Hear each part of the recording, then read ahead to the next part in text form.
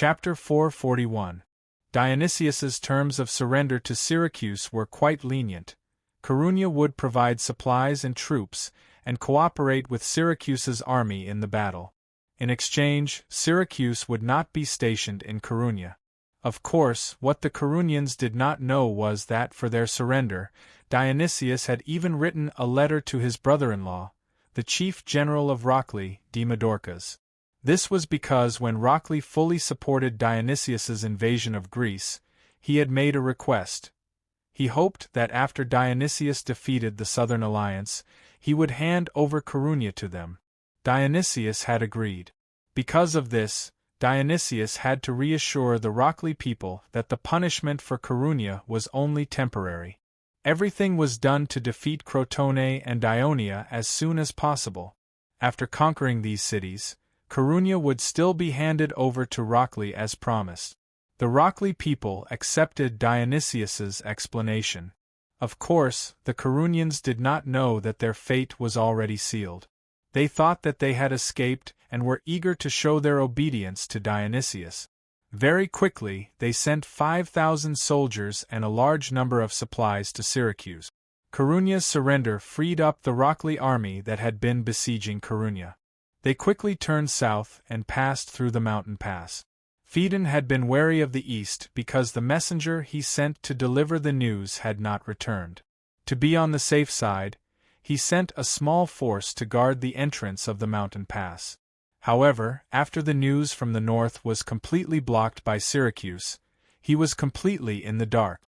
He did not expect that the situation in the southern part of Greece would change so drastically in just a few days. There were so many Rockleys, 15,000 of them, and they were so fast that the less than 1,000 Lygium troops defending the mountain pass were quickly defeated. Phaedon was leading his army to besiege Medma. When he received the news, he was shocked. Before he could organize his troops to fight, the Rockley army rushed into the camp. By the time Phaedon and countless defeated soldiers fled across the Maro River and into Taurina city, there were less than 7,000 soldiers left from the original 10,000 soldiers. Dionysius was overjoyed when he learned that Corunia had surrendered and Lygium had been defeated. Apart from Lygium, the southern part of Greece had been completely pacified. He could now focus on attacking the north with all his might. As for the struggling Lygium, Rockley was more than enough to deal with. There was no need for him to worry. He then ordered Leptinus that, with the exception of a few galleys that were to remain at the port of Trine, which continued to cut off the western coast of Ionia from Liguim, all the galleys which were to take part in the war were to be concentrated in the port of Sirius. At the same time, he asked the troops to quickly rest and reorganize and prepare to advance north. The war between the Southern Alliance and Syracuse was not only a matter between Great Greece and the Greek city-states of Sicily, it also attracted the attention of many forces in the Mediterranean Sea. Not long after the Battle of the Ramata River, news of Syracuse's victory quickly spread throughout the western Mediterranean. The city-states and forces involved were all thinking about the impact of the war on themselves, and even began to make small calculations. On this day, the Senate of Ionia was in a regular meeting, mainly discussing two topics. One was that the Legio VI, which had just gone to Cremissa, had increased the logistical pressure on the Ministry of Military Affairs, resulting in a lack of personnel to transport food supplies. The other was the proposal that the Navy commander, Sicerian, had asked Hieronymus to submit. The departure of the Legio VI had caused a shortage of combat soldiers on the galleys, and he requested the formation of a new legion. At the same time, the sailors of the allied fleet of Ionia were just enough. If there were losses in the naval battle, it would be difficult to replenish them. He hoped to gather sailors from the alliance as a backup. I think it's easy to solve the problem of the lack of personnel to transport supplies in the Ministry of Military Affairs. The governor of Thurii, Cunigurata, pondered and said, since the maritime routes were attacked by the navy of Syracuse, the number of merchant ships has decreased significantly. The porters, warehouse managers, ship repairers, coachmen, and many other laborers at the port have lost their jobs. They have nothing to do all day, which has caused a lot of trouble for public security. The Ministry of Military Affairs can recruit some laborers at the port, and they don't even need to pay them. As long as they are guaranteed food supply, they will do a good job, and it will also reduce the pressure on the port patrol. That's a good idea. Marigi praised, then reminded, however, even if you use food as payment, you must pay attention to control the supply. As the war progresses, grains will only be more precious than drachmas. Hieronymus nodded, indicating that he understood. At this time, Cunegurata questioned, I don't understand why Sicerian has to gather the sailors of the Alliance? We have so many spare people at the port, why don't we use them? Sicerian was not an elder, so he was not present.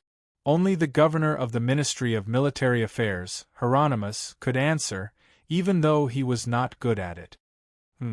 Time is tight. Syracuse's fleet will attack at any time. Sicerian needs skilled sailors, so he doesn't need to spend too much time training. The fleet that Sicerian is in charge of is taking up a lot of the manpower of Turii, but he is still hiding in the Krati River. What is he doing? He should be leading the fleet to chase away the Syracusan warships that are running amok in Taranto Bay, even if it's just for a day or two. Marigi complained. I don't know much about the situation of the navy, but I know that Sir Devers asked him to do this. As soon as Hieronymus finished speaking, Marigi immediately laughed dryly and said, Since Sir Devers has already made arrangements, it seems that we don't have to worry too much about the Syracuse fleet. In the Senate, there were many elders like Marigi who blindly believed in Devers. However, after learning that the Southern Alliance had suffered a crushing defeat in Silatina, Petteru, who had been absent-minded for the past 2 days, felt that Marigi's flattery was disgusting. He sneered in his heart, then turned his gaze to the equally absent-minded Kadulk. How about this? We will send someone to discuss with Castellan and Heraclea to recruit some sailors. Cornelius stood up. Just as he voiced his suggestion, the door to the hall was suddenly pushed open. The captain of the guards in charge of the defense of the Senate rushed in. The rotating chairman, Cunegurata, saw his flustered expression and hurriedly asked, What happened? Sirs, we have just received an urgent message. Metalopontum has been captured by Tarentum. What? Diomyras, the consul of Tarentum, stood at the top of the city wall of Metapontum, proudly looking down at the soldiers of Tarentum pouring into the gate that had long been opened. They were killing the citizens of Metapontum, who were still trying to resist in the various streets of the city. The Tarentum army's attack was very successful, and they quickly advanced to the square in the center of the city. The sounds of fighting gradually became sparse when they reached Diomyra's ears. Let's go to the citadel. Diomyras could not wait to reap the fruits of victory. Diomyras descended the city, mounted his horse, and marched straight ahead with his entourage. The streets were littered with the corpses of the Metalopontum people and the wounded who were struggling for help, but he ignored them all. These descendants of Tarentum had chosen to betray Tarentum, so they could no longer hope to be forgiven by Tarentum.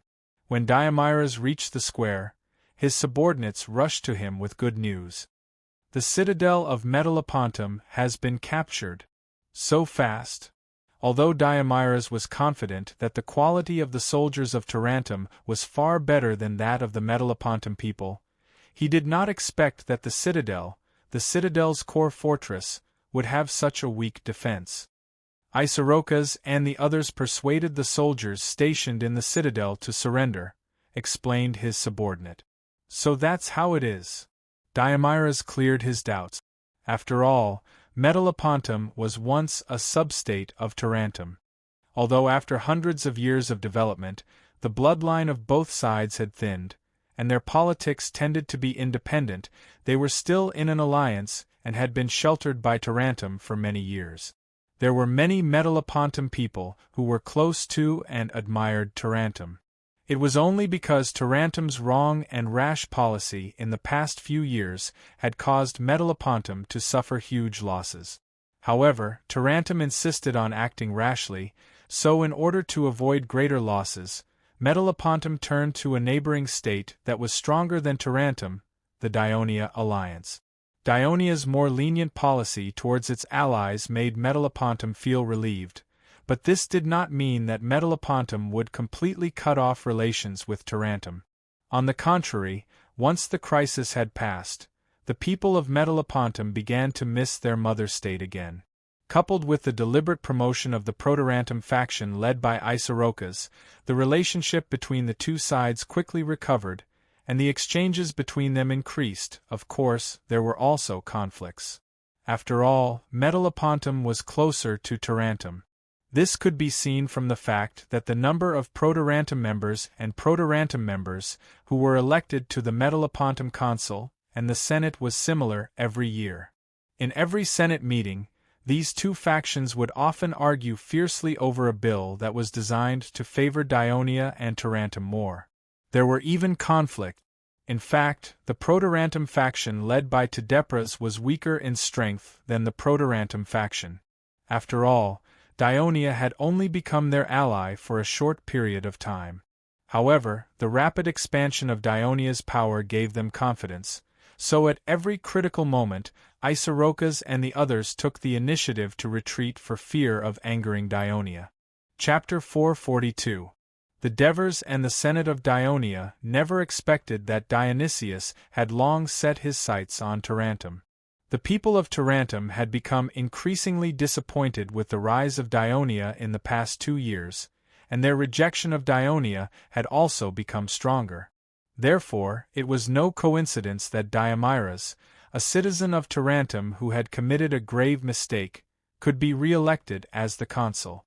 After Diomyras and the Senate of Tarentum received the assurance of Dionysius, they secretly contacted the people who were pro-Tarentum in the former alliance while observing the war situation in Greece. They assumed a stance of watching from the sidelines. After all, they had seen the strength of the Dionysian army with their own eyes. They dared not take the risk without great confidence. It was not until the end of the Battle of Silatina that the news of Syracuse's great victory and the rapid occupation of Silatina and Trine spread to Tarentum that the Senate of Tarentum finally made up their mind. The process of taking down Metapontum was actually very simple. Early in the morning, the Tarentum army raided Metapontum. The Protarantum faction betrayed the city guards, secretly opened the city gates, and led them to raid the Protarantum faction led by Tadepras. Ever since Metapontum joined the unit alliance, Tadepras had always been in control of the right to mobilize the army with the support of Dionia. General, congratulations on taking down Metapontum. Isorokas and the others rushed to congratulate Diomyras. No, Tarentum did not attack this city. The people of Metapontum broke free from the control of Dionia and returned to the embrace of their mother. Diomyras, who had been in Tarentum for a few years, was obviously calmer than before.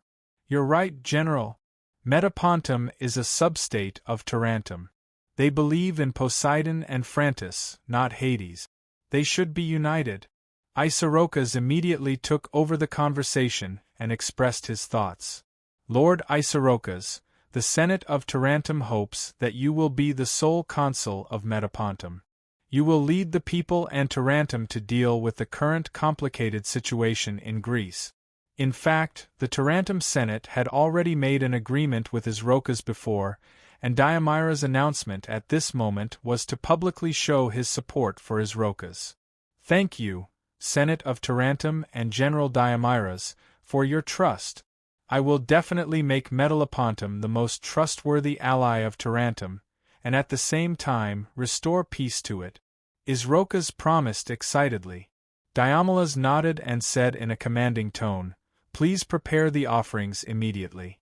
I want to go to the Acropolis to worship Poseidon and thank him for his help and for forgiving us for our offense. I'll get it done right away." Isorokas gave a few instructions to the person beside him, and the person dashed off. Isorokas turned back and said, "There is one more thing that I hope you will notice, General. The Toodles have not been caught." "The traitor ran away?" Diomedes frowned. He is very clever and prepared. When you first entered the city, he immediately led some people and ran from the west gate. We were few in number, and we couldn't stop them at all. We even lost many soldiers, Isrokas said dejectedly. The others also expressed that they had done their best and showed Diomedes their injuries. All right. Diomedes interrupted them loudly. These people's long-windedness would only annoy him. Toodles ran west. He can't escape. Diomedes sneered. Catching Toodles was only a small matter. He was more concerned about the progress of the troops led by Marcus. Thus, he said to Isrokas, I'll leave a large group of soldiers to help you stabilize the situation in Metapontum. When I come out of the Acropolis, I'll lead the army to Heraclea. The task of transporting the supplies and food will be left to you. Don't worry, I'll arrange it. At the same time that Taranturu launched a sneak attack on Metapontum, they also launched an attack on Heraclea. As Heraclea was separated from Taranturu by land, in order to achieve the effect of a surprise attack, Taranturu's attacking troops could only come from the sea. When the spies in Heraclea saw Taranturu's fleet disembarking from the sea, they could be ready to work together to open the city gate for the attacking troops. However, ever since the Devers sent someone to remind them, Heraclea's consul Tryphias had been vigilant towards the east. He had repeatedly reprimanded the guards in the city and at the port to always be vigilant. Therefore, when Taranturu's fleet quietly approached the coast of Heraclea in the early morning fog, the sentries at the port lighthouse in Heraclea discovered them in time. Therefore, the alarm bells in Heraclea rang. The citizens immediately armed themselves and strengthened the city's defenses. Heraclea was different from Metapontum. It was only built a few decades ago, and it was further away from Taranturu. Hence, it was not as deeply affected by Taranturu as Metapontum. On the contrary, in recent years, it had close contacts with its neighbor, Dionia.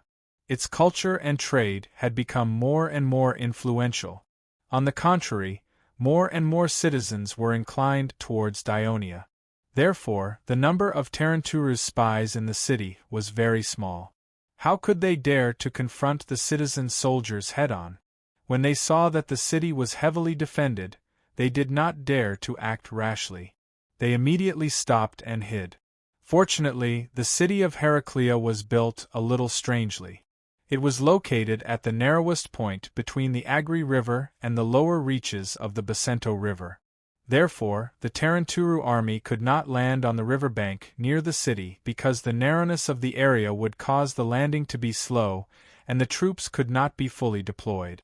Once the Heraclea people attacked decisively, the Taranturu people who were still landing would be in big trouble.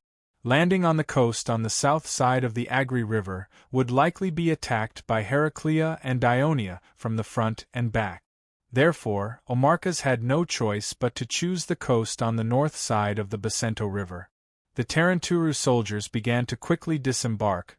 As the Taranturu fleet entered the Basento River to patrol, the people of Heraclea did not dare to rashly send troops across the river to attack the enemy who was landing. Tryphias made a prompt decision and sent people to burn the wooden bridge over the Basento River not far north of the city of Heraclea. At the same time, he also sent messengers on horseback to Turii to ask for help from Dionia. But other than that, the people of Heraclea could do nothing but watch as the Taranturu troops assembled on the coast. By the time the Taranturu army arrived at the Basento River, the wooden bridge over the river had been burnt to a crisp. Omarkas had no choice but to order the troops to cooperate with the fleet to build the pontoon bridge. During this period, Tryphias decisively led the army out of the city and used rockets to attack the ships, interrupting the Taranturu's bridge-building operation. Because of Heraclea's attack, several of the Taranturu passenger ships were burned. Omarkas was at a loss for what to do at the moment, so he could only urge Diomedes' troops to come as soon as possible. During this period, a small incident happened. Tydepras fled west with the remnants of his army under the pursuit of the enemy. In the end, he saw the Taranturu people who were disembarking from afar. There were obstructions in front and pursuers behind. The people who were traveling with him asked Tadepras in panic, "What should we do?" Tadepras did not have time to think too much. He said resolutely, "Let's run north. There are terrifying Galagzos in the north." Someone exclaimed, "Are the Galagzos more terrifying than the Taranturu people who want our lives now? Besides, they are also allies of Dionia like us." With that, Tadepras took the lead and ran into the mountains in the north. At this critical juncture, the others had no other choice but to follow him across the mountains. They entered the territory of Galagzos with great difficulty and were finally surrounded by the Lucanians. After Tadepras expressed his intentions, the Lucanians of Galagzos not only fought off the pursuers behind them, but also brought them to see the great leader. The great leader of Galagzos was different from the great leaders of the other Lucanian tribal alliances. He was not elected because of the strength of his tribe or his own political ability. He was elected according to the ancient Lucanian tradition, through a competition between the tribal leaders, and finally won the position. Therefore, its great leader, Culam, was a young and strong man. After learning the whole story from Tadepras, he discussed with the priests of Galagzos and decided to temporarily settle the Metapontum refugees in the valley, and strictly ordered the tribes not to harm them. In the past, the Galagzos used to be very hostile to the Metapontum, but in recent years, their relationship had gradually eased because of Dionia. However, the reason for such a drastic change in attitude was not only because Galagzos and Metapontum were allies of Dionia, but more importantly, Galagzos had just received news from Potentia that the Dionysian army, under the leadership of the Archon Devers, had defeated the invading Simonians. To the Greeks, the Simonians were just another barbaric mountain race. However, the Lucanian tribes living in Galagzos knew their powerful northern neighbor very well, because their ancestors lived in the Beneventum region hundreds of years ago, and it was the Simonians who drove them there. The Galagzos had a deep fear of the Simonians that had been passed down from generation to generation. When they heard that nearly 50,000 Simonians had invaded Potentia, the first thought that came to the minds of the Galagzos was that they might have to migrate again. Chapter 443. If Galagusso was only afraid of the strength of Dionia before, they were now more respectful. In their hearts, Syracuse was nothing to be afraid of. The people of Dionia, who were able to defeat the strong enemy Samni, would definitely win in the end. Therefore, Galagusso took the initiative to attack Metapontum without the request of the people of Dionia. The people of Metapontum found out that the northern region, which was originally peaceful after joining the Dionia alliance, was once again ravaged by the people of Galagusso after they defected to Tarentum. They began to regret their choice, and their complaints towards the city hall established by Isarocas and Tarentum increased. Of course, this was a story for another time. At this time, the people of Heraclea strengthened the city's defenses while urgently sending people to Turin for help. When the Senate of Dionia received the request for help from Heraclea, although they were shocked, they still made a decision quickly. They ordered the new 7th Legion left in Turin to rush to Heraclea's aid. However, at this time, the military strength of Turin had been used up to its limit. With the removal of the 7th Legion, other than the naval fleet and the free people in the port, Turin no longer had a decent defense force on the Zbari plain. Due to the lack of defense in Turin and the lack of young men, it was not appropriate to transfer manpower to form a new force. If that happened, the daily affairs of Turin would be completely paralyzed. Therefore, the Senate decided to immediately form the 8th Legion in the Bruttii region and rush to Turin to be in charge of the center of the defense alliance. The decision was quickly passed. Petaru, Kadurk, and Bergam, who usually did not speak much in the Senate, took the initiative to express their willingness to go to the Bruttii region and recruit the new force. The shrewd chairman, Cunigarata, declined with the reason that Hieronymus has been in charge of the military training in various regions and is very familiar with the situation of the reserve soldiers in the Brity region. He is the best candidate. In order to not displease the senators of Brity, he specially explained, "Sirs, I think you should know that the army of Dionia is very different from the army of other cities. Only the people of the military can understand and implement it. In the law of Dionia, it is clearly stated that only the Ministry of Military Affairs is responsible for the formation of the army." The senators of Brity muttered in dissatisfaction and sat down resentfully. Hieronymus became the only candidate to go to the Bruttian region and form an army. The logistics and supplies that he was responsible for were temporarily handed over to Mersus. The rivers and swamps in Heraclea slowed down the march of the troops led by Diomedes. He managed to reach the north bank of the Bacento River with great difficulty and converged with Eumaeus' troops, bringing the total number of troops in Tarentum to more than 15,000. After a short discussion, Tarentum divided its troops again. Diomedes and 8,000 men were hurrying up the banks of the Bacento, trying to cross the river at a shallow point. Tryphaeus stood on top of the city wall and saw the enemy's movement. He immediately understood the enemy's intentions. Even though their military strength was far inferior to the other party, Tryphaeus still made a decisive decision to send more than 3,000 light and light infantry troops to follow the Tarentum people on the other side of the river in an attempt to stop them from crossing the river.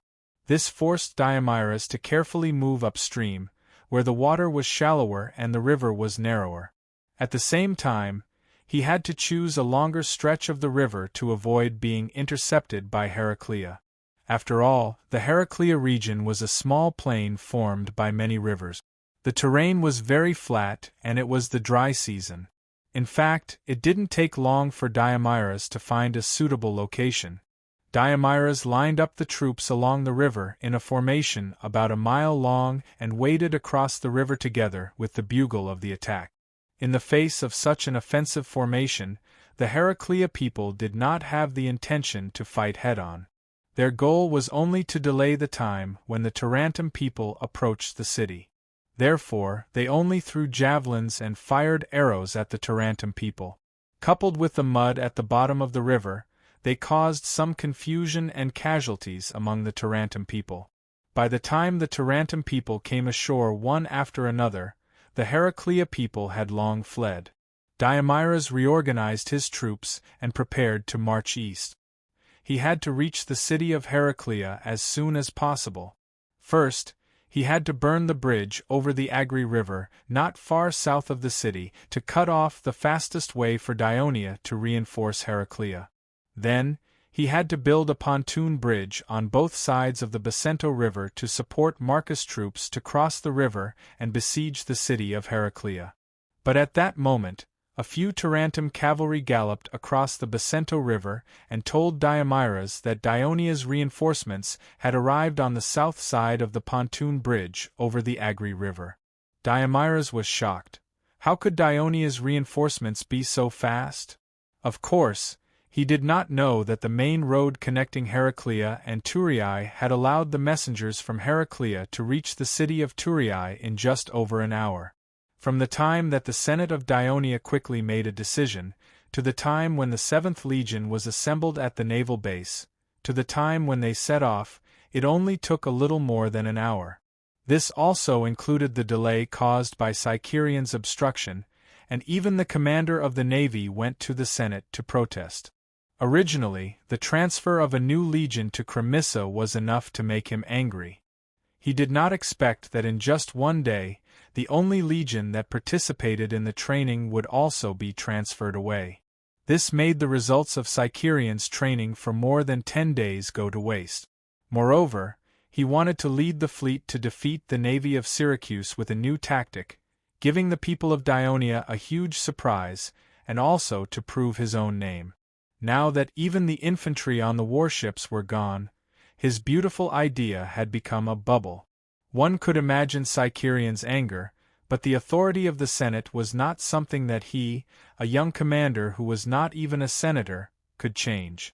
In Cunigurada's view, it was not the main problem whether the navy went to war or not. After all, they were unlikely to be a match for the powerful Syracuse fleet. At most, they would be blockaded in the sea. But once Tarentum captured Heraclea, their army would set foot on the territory of Amendolara. It would be a disaster for Dionia, which was currently dealing with the war in the south. So, Cunigurada first tactfully criticized him for being short-sighted and not caring about the overall situation, and then comforted him. Sir Devers will lead the army back soon. Your navy will not lack the support of the infantry. Cycerion could only return resentfully. He had not completely recovered from the joy of being promoted to the commander of the navy a few months ago. Only now did he realize that in the Senate, his words carried no weight at all. After the 7th Legion was assembled, the commander immediately ordered the troops to march forward. The commander was none other than Martones, the Thurii sheriff. Before Devers led the army to Potentia, Felicius had asked him about the candidates for the 2 newly established legions and their commanders. After some consideration, Devers decided to let Martones and Olivers be the commanders. Firstly, they had been commanders for many years. Not only did they have rich experience on the battlefield, but they also had rich experience in commanding large troops. Secondly, both of them had important positions. One was the Thurii sheriff, and the other was the military adjutant of the Ministry of Military Affairs. The newly established legions were to defend Thurii, so they could work part-time. Although the 2 newly established legions might be disbanded after the war, with the resumes of the commanders, it would be much easier to promote them to official commanders. It could be said that Devers was very considerate of the 2, but they were not very willing to accept it, especially Martones. He did not want his teammates to fight hard at the front while he leisurely had nothing to do at the back. However, Devers did not think of persuading his former close comrades, and directly forced them to accept it. Now they finally had a battle to fight. Olivers led Legio VI to Cremissa, while Martones led the 7th Legion to rescue Heraclea. Martones had long been full of resentment and had nowhere to vent it, so when he received the order, not only did he urge the troops to speed up, but he also did not ride his war horse and ran in front of the troops. With him leading by example, the 7th Legion naturally marched very quickly. Running on the flat road, it only took them nearly 3 hours to reach the pontoon bridge on the Agri River. In fact, this newly established legion was not complete. As it had just been established, they did not have a cavalry unit, a reconnaissance unit, or an engineering battalion. Moreover, most of the soldiers were preparatory citizens and registered freedmen. They did not have enough money to purchase a full set of new Legion soldier equipment, so their weapons and equipment were not complete. Some heavy infantry battalions looked no different from light armor battalions. Due to the hasty departure, they did not even bring doctors and supplies.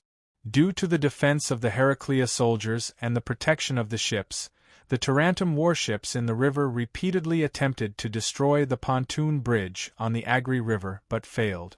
Instead, 2 ships were burned by fire arrows and could only be anchored at the mouth of the Agri River.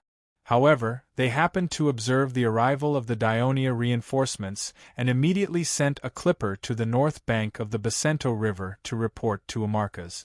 This was how the cavalry had urgently informed Diomedes. The Tarentum people did not act decisively enough and did not march fast enough. Because of the poor land traffic between Metapontum and Heraclea compared to the roads of Dionia, coupled with the efforts of the Heraclea people to stop them, the Dionia people had the upper hand in this march race. Diomedes had seen the power of the Dionysian army in battle, so he was more cautious. Since the Dionia people had come, they could not advance rashly. Therefore, he ordered the army to stop at the south bank of the Bacento River and informed Amarcas to build a pontoon bridge on the north bank. Then, he led the army across the river and regrouped.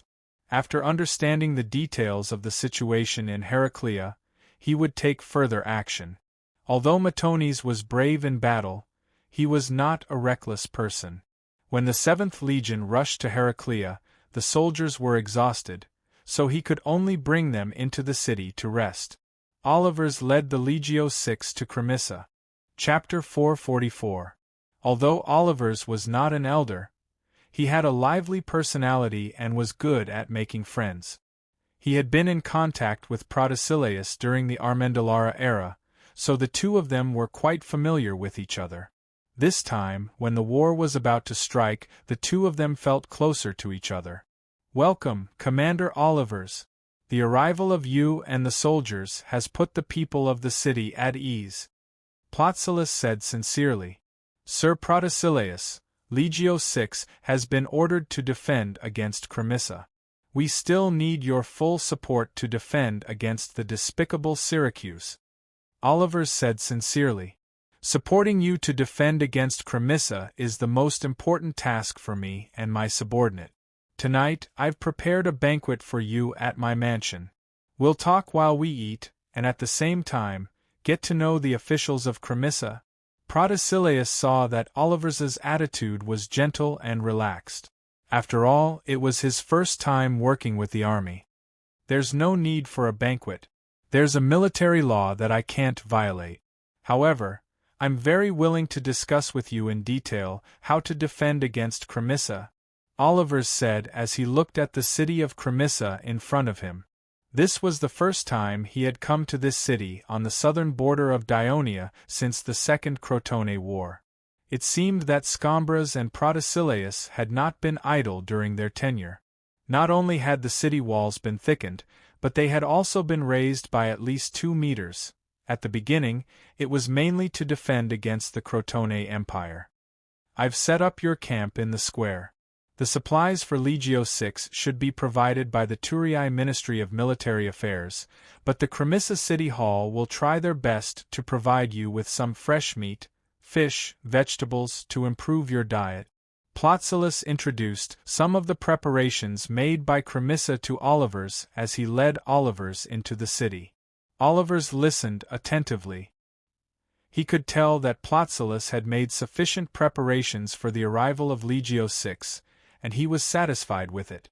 But just as he passed through the city gate, he heard a loud noise coming from the front.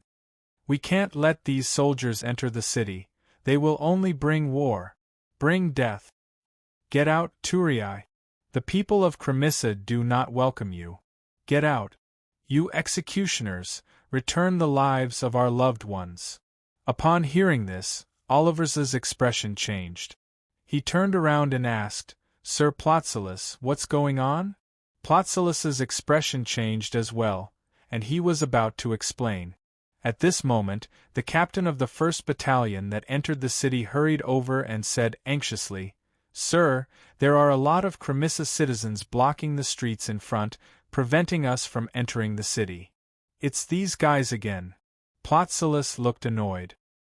He sighed and said, "Previously, the Polixus case and the assassination of His Majesty involved many Cremissa citizens, and some of them were severely punished by the alliance. Ever since Syracuse invaded Greece and defeated the Allied forces in Silatina, some of the citizens' families have been protesting in front of the city hall these past 2 days, asking for the release of their loved ones. But I didn't expect that they would dare to stop the army from entering the city." Compared to Plotsilus's worries, Olivers, who had been on the battlefield for many years, was much more decisive and vigilant. He reminded Plotsilus loudly, "We should immediately send the army to arrest these people." "How can we do that? They are the citizens of Cremissa." Plotsilus shook his head repeatedly. "At a time when the alliance is facing a crisis, they actually dare to stop the army from entering the city. This is an act of treason, and they must be severely punished. And for this to happen at this time, I suspect that the enemy must be behind this. Cremissa is about to face the attack of the Syracuse army. If there is such chaos in the city, it will bring disaster to us. So, I suggest that the city of Cremissa be under military control." "Military control?" Plotsilus looked at Olivers in surprise. Olivers had a serious expression on his face.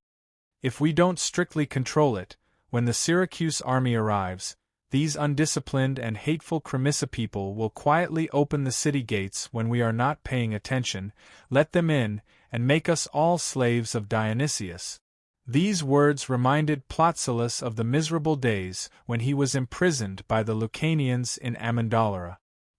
He could not help but shiver and then said hesitantly, Okay, but I hope that the people of Cremissa will not be harmed." After getting Plotsilus's approval, Olivers immediately issued an order. The first large group quickly surrounded the troublemakers of Cremissa. No matter how much they cried, they were detained. Legio VI was able to enter the city smoothly. Soon, the city hall issued an announcement. The entire city was under military control, and the port and city gates were prohibited from entering and exiting at will. The residents outside the city were also called to temporarily move into the city to prepare for the upcoming war. The emergency on the northeast border of Dionia not only shocked the people of Amendolara, but also alerted the tourists. The footsteps of war were approaching the core of Dionia, awakening the painful memories of the war that destroyed their homes a few years ago. Now that the enemy was more numerous and stronger, it seemed that Dionia could only defend and could not fight back. Such a situation made the people of Dionia worried. While they were looking forward to the return of the consul Devers as soon as possible, the oracle about Hades also took root in the hearts of the people. That night there was a hurried knock on the door of the Devers' intelligence officer, Aristyras, in the East City, near the port in the city, near the Grand Arena of Dionia, a famous entertainment area in Turin. The vigilant Aristyras had already put on his clothes and got up before his slave rushed to open the door. The person who came was Tratus. As soon as he saw Aristyras, he hurriedly said, "Sir, our men saw the senators of the Senate, Pederu, Cadurc, and Bergam, quietly leaving the city in the evening with their entourages." Aristyras was shocked and asked in a low voice, "Didn't the city guard stop them?" Sheriff Martones went to Heraclea. The other party was a senator, and they left from the east, west, and north gates respectively, so it did not arouse too much suspicion. The city guards did not have anyone to back them up. How would they dare to stop them? Tratus said helplessly. After the Devers left with their troops, as the war continued and intensified, the current political structure of Dionia revealed many shortcomings. Although there was a proposal in the Senate to impose martial law on the whole of Turin during the war to prevent accidents, it was not passed, because some people believed that this would interfere with the citizens' freedom too much. After all, the war was still far away from Turin, so there was no need to make the atmosphere so tense. Although the Polixus case caused the Devers to give more power to the censor to strengthen the management of the senators, and at the same time to set up the protector of the people, to supervise from the bottom up, this was still the beginning of the implementation. Even if some of the senators did not have any real power, their status was very high. Once the Devers were gone, no one would dare to control them. Aristyras did not think too much about it. The reason why he was nervous was because after the assassination, the Devers invested more money and manpower into the intelligence department that they were in charge of, and requested that the cities of Dionia be monitored more closely. After the war broke out, he even asked his men to cooperate with the security officers of the cities to ensure the stability of the cities and prevent accident. The three Briti senators, Pederu, Cadurc, and Bergam, had some complaints about some of the bills of Dionia. They were also involved in the Polixus case and supported Polixus' proposal. Although nothing happened in the end, it made Aristyras pay close attention to them. During the period after the war broke out, the three of them met in private several times, which made Aristyras even more vigilant. Unfortunately, at the critical moment, the sudden invasion of Tarentum led to the departure of Martones, which caught Aristyras off guard. After all, the intelligence department that he led was only a private organization of the Devers. It did not have any public power, and it was impossible for it to stop the high-ranking senators of Dionia from leaving. Thinking of this, Aristyras asked further, Are you sure they went to the Brity region? The only glimmer of hope in his heart was quickly shattered by Tratus' words. The man I sent saw them crossing the wooden bridge of Abyssinia with his own eyes. But Tratus' next words made him feel slightly relieved. But after they left the city, I immediately sent someone on horseback to Ciudad Abyssinia. Once he confirmed the route of Petaru and the others, he would immediately ride to Cosenza and inform Lord Helos first. Aristides did not care about the decision of his right-hand man. What he cared about was whether this long-distance message could be successful. Although there was a road from Turii to Abyssinia, and then to Cosenza, it was definitely a dangerous move to ride a horse in the dark, galloping across the highlands and mountains. "Who did you send?" Aristides asked with concern. "Adepagus. Oh, that clever guy." Aristides was slightly relieved. Chapter 445. This time, Adepagus had specially rushed over from Cosenza to report to Aristides. After the defeat at the Ramato River, the soldiers of the 5th Legion released by Dionysius had some impact on the Brity region. He hoped to alert the Senate. He did not expect to encounter this. As he had been a herder for many years when he was a slave, he was skilled in horsemanship. He was also very familiar with the terrain of the Cosenza Plateau. It was possible for him to successfully deliver a long-distance letter in the dark. At this moment, after understanding the whole story, Aristides knew that this was a serious matter and did not dare to be careless. He immediately made a decision. "Let's go. You and I are going to see Sir Marigi immediately." Why was it Marigi, the commerce officer, and not Censor Sesta, who had the authority to punish the elders who left their posts, or Cunigurata, who was temporarily in charge of the administration of the entire Dionia? That was because Marigi was the confidant of Sir Devers and was more familiar with the intelligence department that Aristides was in charge of. Aristides had seen Cunigurata a few times and could clearly feel that Cunigurata hated him. As for Sesta, it was mainly because he was not familiar with the place and was afraid of wasting time. After Marigi heard this shocking news, he went to see Sesta without any hesitation. Sesta immediately sent people to check the residences of the elders. As expected, it was empty. So, everyone immediately went to Cunigurata's residence. After all, Cunigurata was old. Although it was not yet late at night, he was already sound asleep. When he was woken up, he was still in a daze. However, he heard Sesta say, "Petaru, Bergam, and Cadwork left Turii without permission and secretly went to Brity. This may cause chaos." He was scared out of his sleepiness. Regardless of whether they left because they had urgent matters to deal with in the tribe or for other reasons, leaving without the approval of the Senate is a violation of the laws of the Alliance. Cunigurata's words were tactful, but he could not hide the anxiety in his heart. "Immediately send a cavalry to the Brity region. See if we can chase them back. If you can't catch up with them, go to Cosenza and inform Helos to strengthen the security and search. Once they are found, immediately guard them."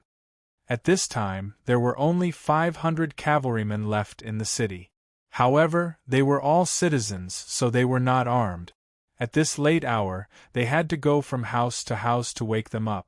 So, Cunigurata reminded, "When you gather the cavalrymen, don't make too much noise, lest it causes panic among the people." "What if the cavalry catches up to them, and they resist?" Sesta asked coldly. "It's best not to hurt them. If there is no other way, you can injure them, but you must not."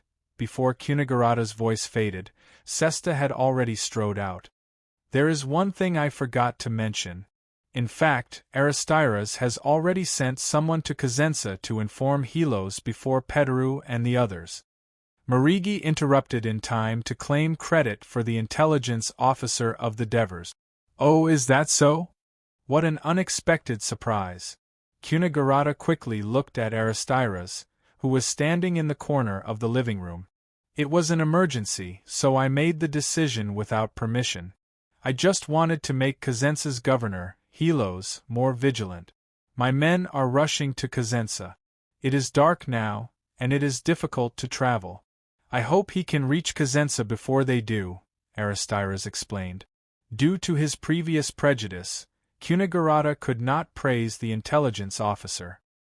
He just nodded and said to Marigi, "Although it is very late, we must inform the other elders and tell them about what happened tonight. Let them be mentally prepared. So, Sir Marigi, please go and tell them to come to me."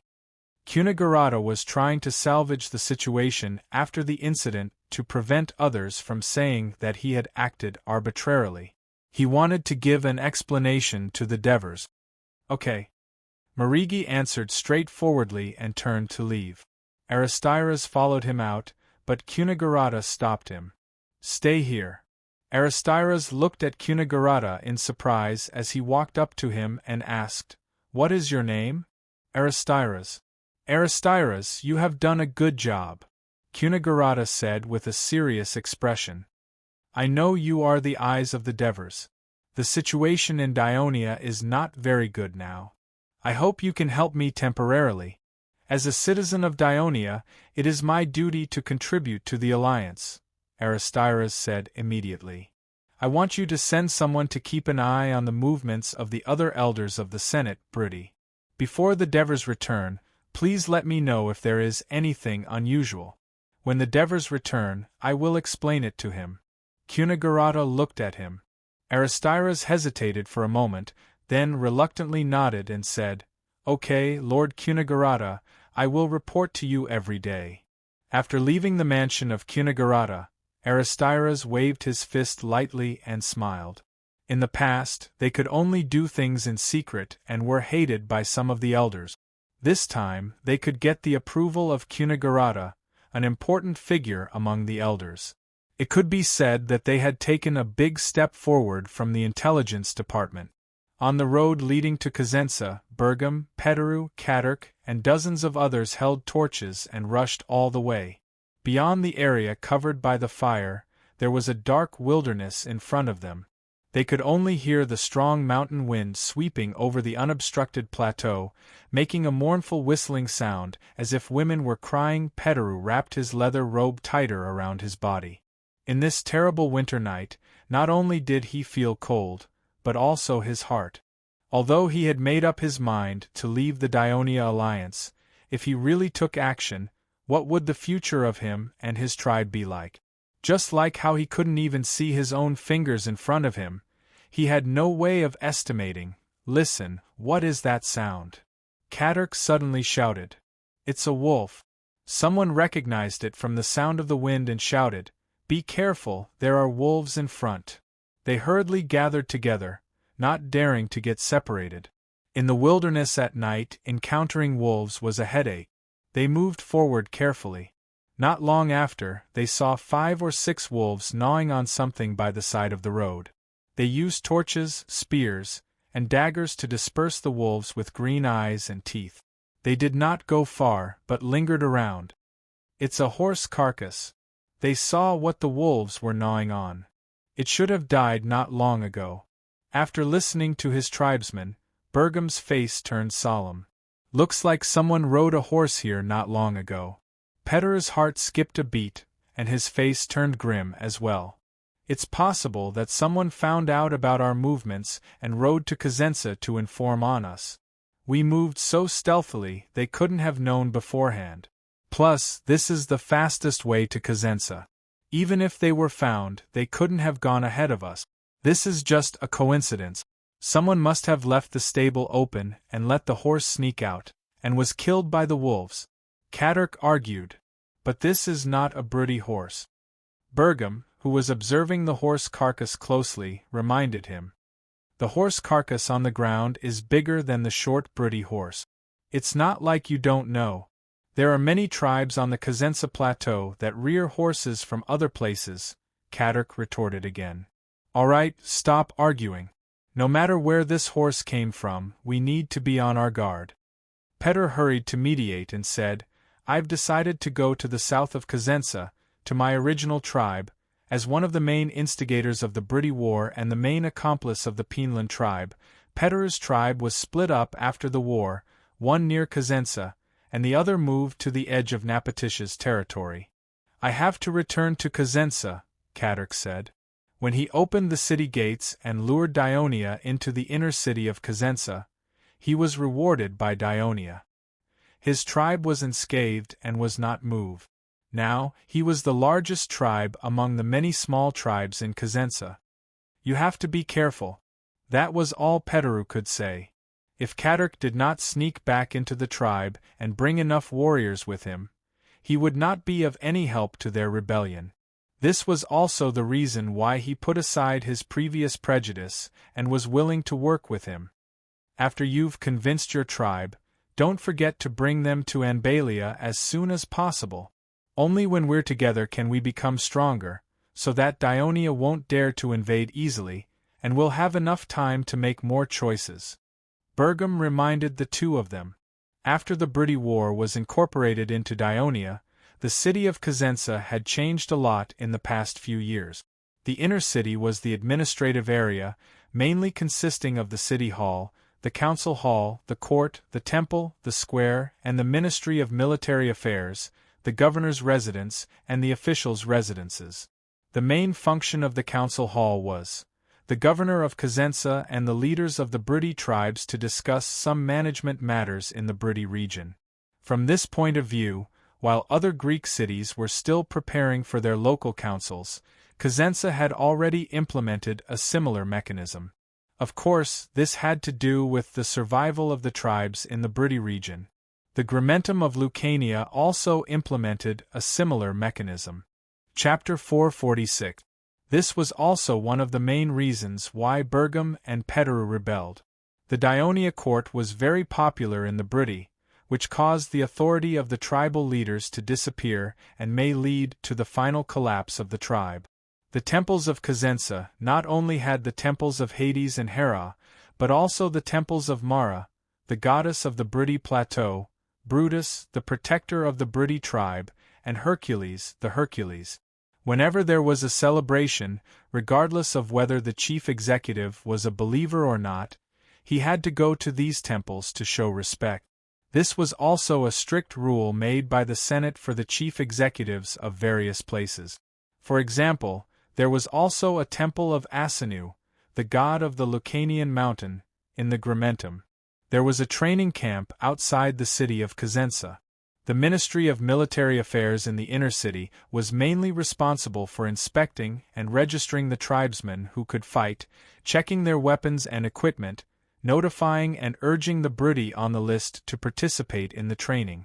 At the same time, they also had to verify and count the merits of the tribesmen, and cooperate with the city hall to give them rewards, such as land. This department also carried out some secret tasks, such as understanding the growth of the tribes, secretly encouraging the tribesmen to be independent, and so on. This was another important reason why Petaru and the others criticized it. The outer city was originally the area where the great chief of Cosenza, Pinlan, forcibly moved the small tribes of the Briti. After the Dionia took over, these small tribes were divided into their own jurisdiction and settlement areas on the outskirts of the city as a barrier to protect the periphery of the city of Cosenza. At the same time, it could also isolate the harassment of the city by wild beasts at night, such as wolves, and bring peace to the city of Cosenza. Now the largest livestock trading market in the whole of Greece was built in the outer city. Not only the merchants in the alliance, but even the Silitinians, Trine, and Crotone people would come here to buy. The price of Briti horses and other livestock was cheaper than the big markets in Turii. There was also an arena in the outer city, where rugby, football, and horse races were often held. The enthusiasm of the Briti for these competitions was no less than that of the Turii. They could vent their suppressed wild nature on and off the field. There was also a theater in the outer city. Originally, the Briti people were much less interested in it than in the arena. In the beginning, there were even fewer people. Those who dared to open a theater in Cosenza were very shrewd. They quickly discovered that the Briti were not interested in the irony, humor, wisdom, and human destiny of the Greek drama. Instead, they were interested in the stories of the Greek gods, especially the adventures of Hercules, the powerful god. When he was a mortal, he used his courage and wisdom to defeat powerful enemies and obtain countless beautiful women. This attracted the attention of the Briti. In the legends of the Briti, they claimed to be the descendants of Hercules. As a result, theater owners began to stage a large number of adaptations of the stories of the Greek gods, cultivating a large number of drama fans with popular and straightforward language and ups and downs of the story. This also allowed the Briti people to begin to understand Greek culture and traditions. There were also schools in the outer city. When it was first established, it was as unpopular as the theater, but now it was quite popular. That was because of the increase of independent Briti people. Cosenza allowed the Briti people who left the tribe to live in the outer city. The cost of buying land was very low, and they were allowed to live first before renting. The repayment period was even as long as 10 years. As a result, as more and more Briti people left the tribe, most of them chose to live in Cosenza because it was the center of the Briti area and so lively. The increase in the population of Cosenza, in turn, promoted the prosperity of the city.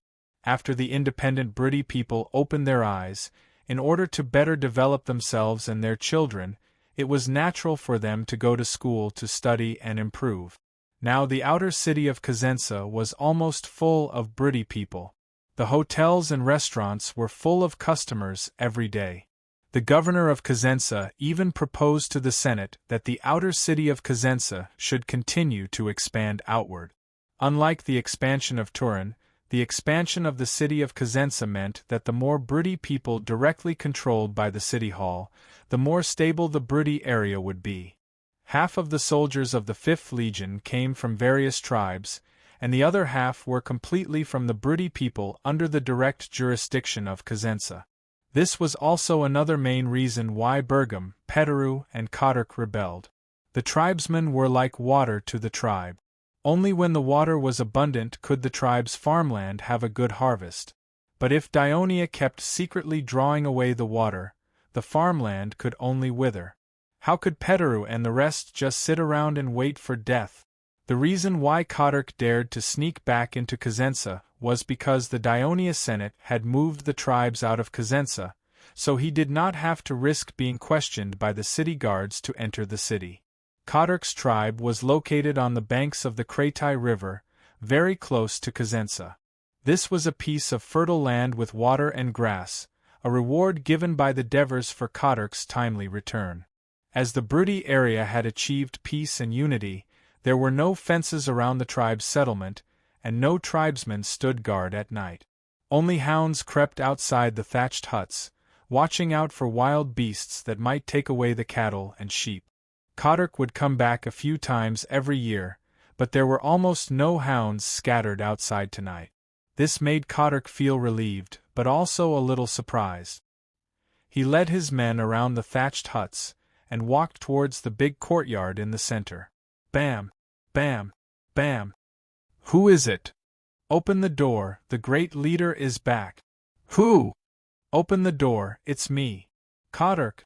Perhaps hearing the familiar voice, the person in the courtyard opened the door a crack, raised an oil lamp to look outside, and hurriedly opened the wooden door.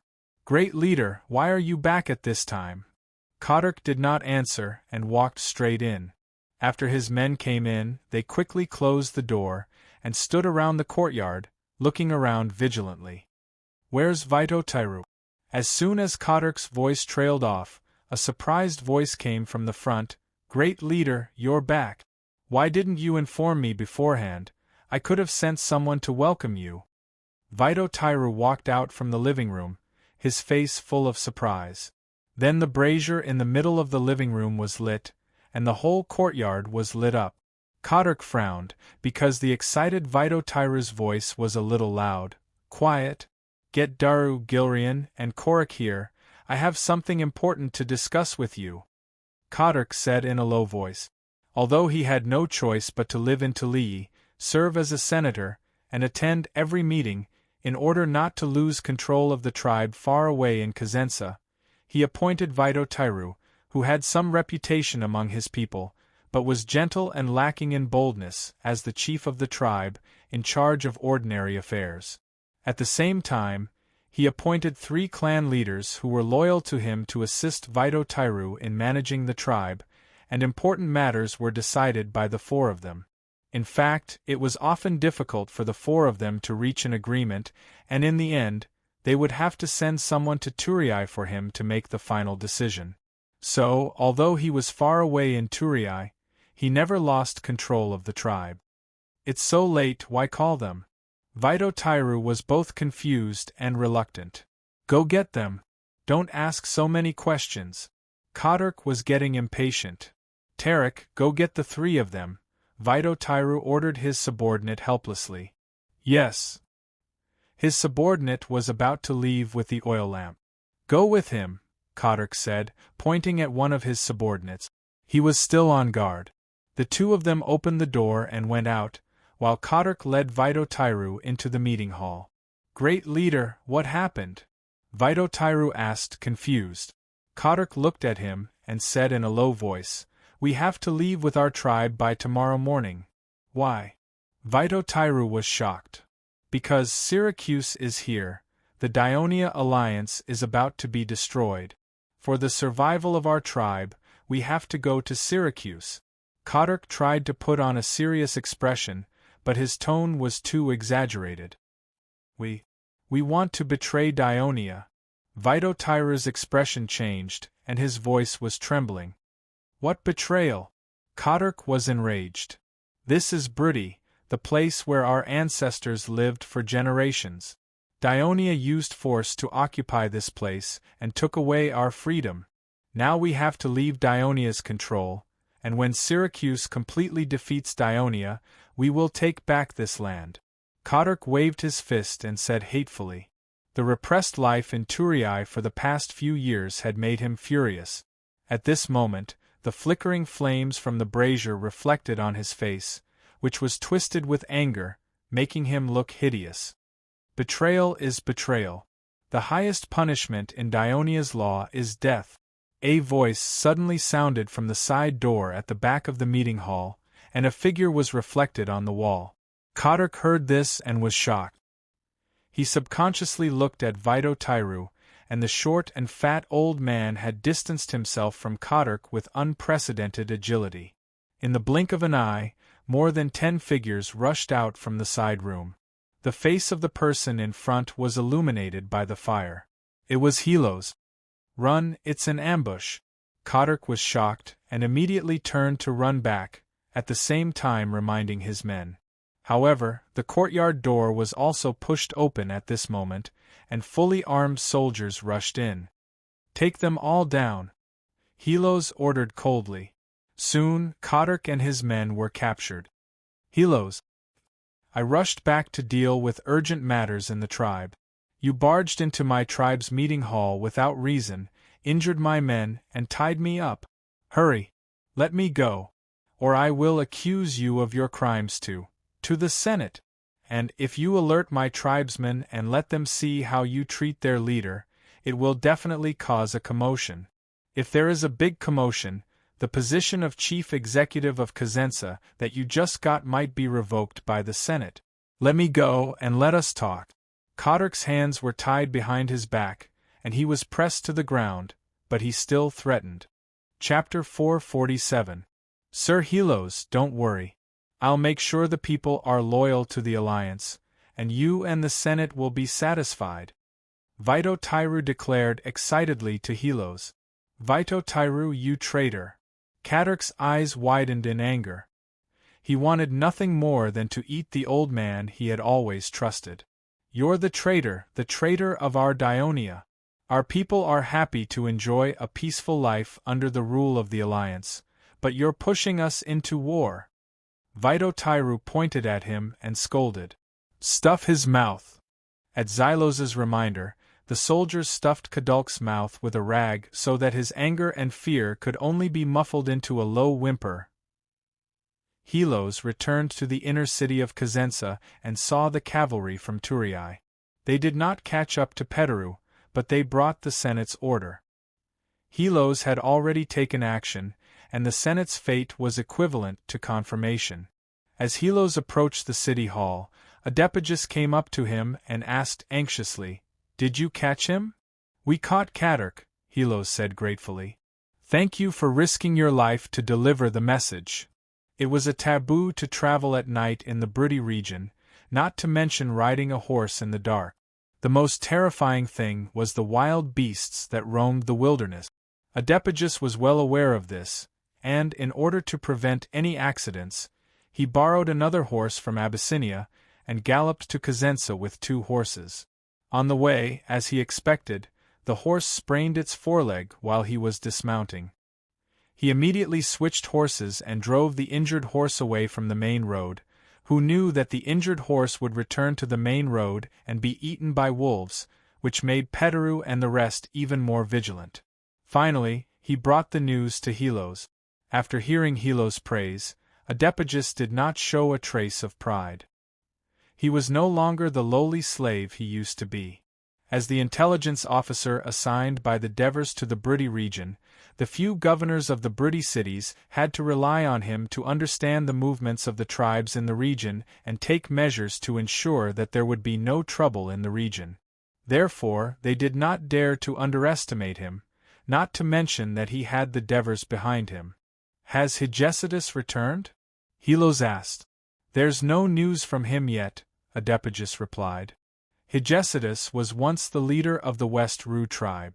After Dionia conquered Brutus, divers settled the Shilu tribe near Cosenza city and made Hesytus the inspector, intermediate, of Cosenza. In fact, due to his deep understanding of the Brutty region, he was more like the assistant to the governor of Cosenza. Many of the measures that were beneficial to the stability of the Brutty region came from his suggestions. When there was a conflict, he was the first to mediate. He became the powerful arm of the governor of Cosenza. Looks like what Cadarc's men said might be true. Petteru did not come to Cosenza but went straight to the south. Helos strode into the city hall. In the office of the governor, Hieronymus was waiting anxiously. He had just arrived at Cosenza this afternoon and had yet to start recruiting soldiers. In the end, he received a notice from Helos at night. There was a possibility of a rebellion. He was shocked and excited. He felt that he could finally be of use. At this moment, Helos, who knew Hieronymus very well, entered the room and did not beat around the bush. He said straightforwardly, "Cadarc has been captured." He admitted to the fact that he was preparing to rebel, but Bergam and Petteru were not captured. Helos said regretfully and went straight to his desk. There was a large map of the Brutty region hanging on the wall. Helos pointed to the bottom left corner of the map and continued, "Bergam must have gone to the Anbalia region. He has been the leader there for more than 20 years and has great prestige. After Brutty merged into our alliance, they demolished the city of Anbalia. Devers thought that Anbalia was remote, barren, and could not accommodate too many people. Building a city was a waste of administrative resources and would increase the risk of rebellion. So, after discussion by the Senate, it was demolished. They also moved the tribes there several times. Now, Anbalia still has a population of There are about 5,000 people in the Anbalia region. Even if all of them were convinced by Bergam, they could only gather about 1,000 soldiers," Adepigus, who entered the room, immediately added. After all, Helos had only been in Brutty for a month. He only had a basic understanding of the situation here. Of course, he was not as familiar with the situation as Adepigus, who had been rooted in Brutty for many years. He generously stepped aside and gestured for Adepigus to do the detailed introduction. "If Petteru doesn't come to Cosenza, then he will definitely go here. Adepigus did not decline and went straight to the map. He pointed to the left side of the map and said, "There is a tribe under his jurisdiction here, with a population of about 6,000 people. If you want to fight against the rebels, I suggest attacking here first. Although this tribe is further away from Cosenza, it is still located in the Cosenza Plateau. There are other tribes living around it. Once there is a rebellion, it will have a great impact on the surrounding tribes. The key point was that it was also close to Clypecia and could escape from Brity through the mountain trails at any time to seek refuge with the Syracuse people. This would cause a very bad result. Most of the tribes in Anbalia live around Lake Sisita, and some live in the mountains. It will take a lot of time for Bergam to gather all of them. We only need to block the road from Anbalia to Cosenza Plateau, and Bergam will have to brave the dangers of crossing the mountains to enter Cosenza Plateau, or follow the rugged river valley to the east to Asprostum city. Adepagus confidently expressed his opinion in front of the 2 Senate elders. Well said. Helos loudly praised. I think we can proceed according to Adepagus's plan. Hieronymus nodded and said, How many men will you give me? His words were short, but Helos understood what he meant. After all, he was the chief executive of Cosenza, and he had to oversee the central city of Brity. The mission of the crusade could only be carried out by Hieronymus. Tomorrow I can recruit 2,000 independent Brity militia from Cosenza city. At the same time, I can gather 1,000 people from the tribes outside the city. Try to gather them by noon. Other than that, I can't give you any more troops, because I need some soldiers to be stationed in Cosenza to prevent other tribes from being affected by the rebellion, Helos said in a low voice. 3,000 men is enough. Hieronymus answered and pointed at Adepagus. I want you to come with me. With pleasure, Sir Hieronymus. Adepagus replied happily. Tomorrow morning, I will send messengers to Nepetia and Vigo City to inform Sir Assists and Saru. While they are on high alert, they will try their best to cooperate with you in the battle. In addition, I will also send someone back to Turiae to find the Senate to inform Sir Agathia in Asprostum city to be wary of these traitors escaping through the river valley. Finally, Helos stated his arrangements. The next day, Hieronymus led the assembled 3,000 reserve soldiers and marched south. Petera's actions were fast enough. He had convinced more than half of the tribesmen to follow him and betray the Daionia alliance. He also sent people to the surrounding tribes to spread rumors such as, Syracuse's army has invaded Daonia's territory. The Dionysian army has been defeated and is about to perish. These kinds of rumors caused panic in the hearts of the people. There were even some tribal leaders who came to ask him for advice. He took the opportunity to talk about the discrimination and grievances he had suffered in Turiae all these years as the leader of the Brity tribe and the Senate elder. His eyes were even filled with tears when he talked about the sad parts. His words were exactly what the leaders were worried about. Daonia's deliberate and continuous enactment of laws was accelerating the disintegration of the tribes. Even Peteru, the Senate elder, was forced to such a state, let alone them. Therefore, some of the leaders began to consider whether they should follow Peteru to rebel against Daonia's rule. Just as Peteru rejoiced at the success of his plan and planned to build an anti-Daionia-Brity tribe alliance and set off a frenzy of rebellion against Daionia in the entire Cosenza plateau, Hieronymus's army was approaching. Peteru, who knew nothing about what happened in the Kadurk tribe last night, was shocked. In their original plan, the Senate would at least confirm their disappearance today. They would probably only send people to the tribe tomorrow or the day after tomorrow. By then, they would have already been prepared. They could take advantage of the Syracuse army's pressure and Daonia's lack of troops to deal with the Brity and the Daionia. However, the Dionysian army's attack was so swift that it was completely beyond his expectations. The worry he had last night had really come true. Peteru hurriedly sent people out to argue with the commander to buy time for himself. Who would have thought that Hieronymus would not have cared at all?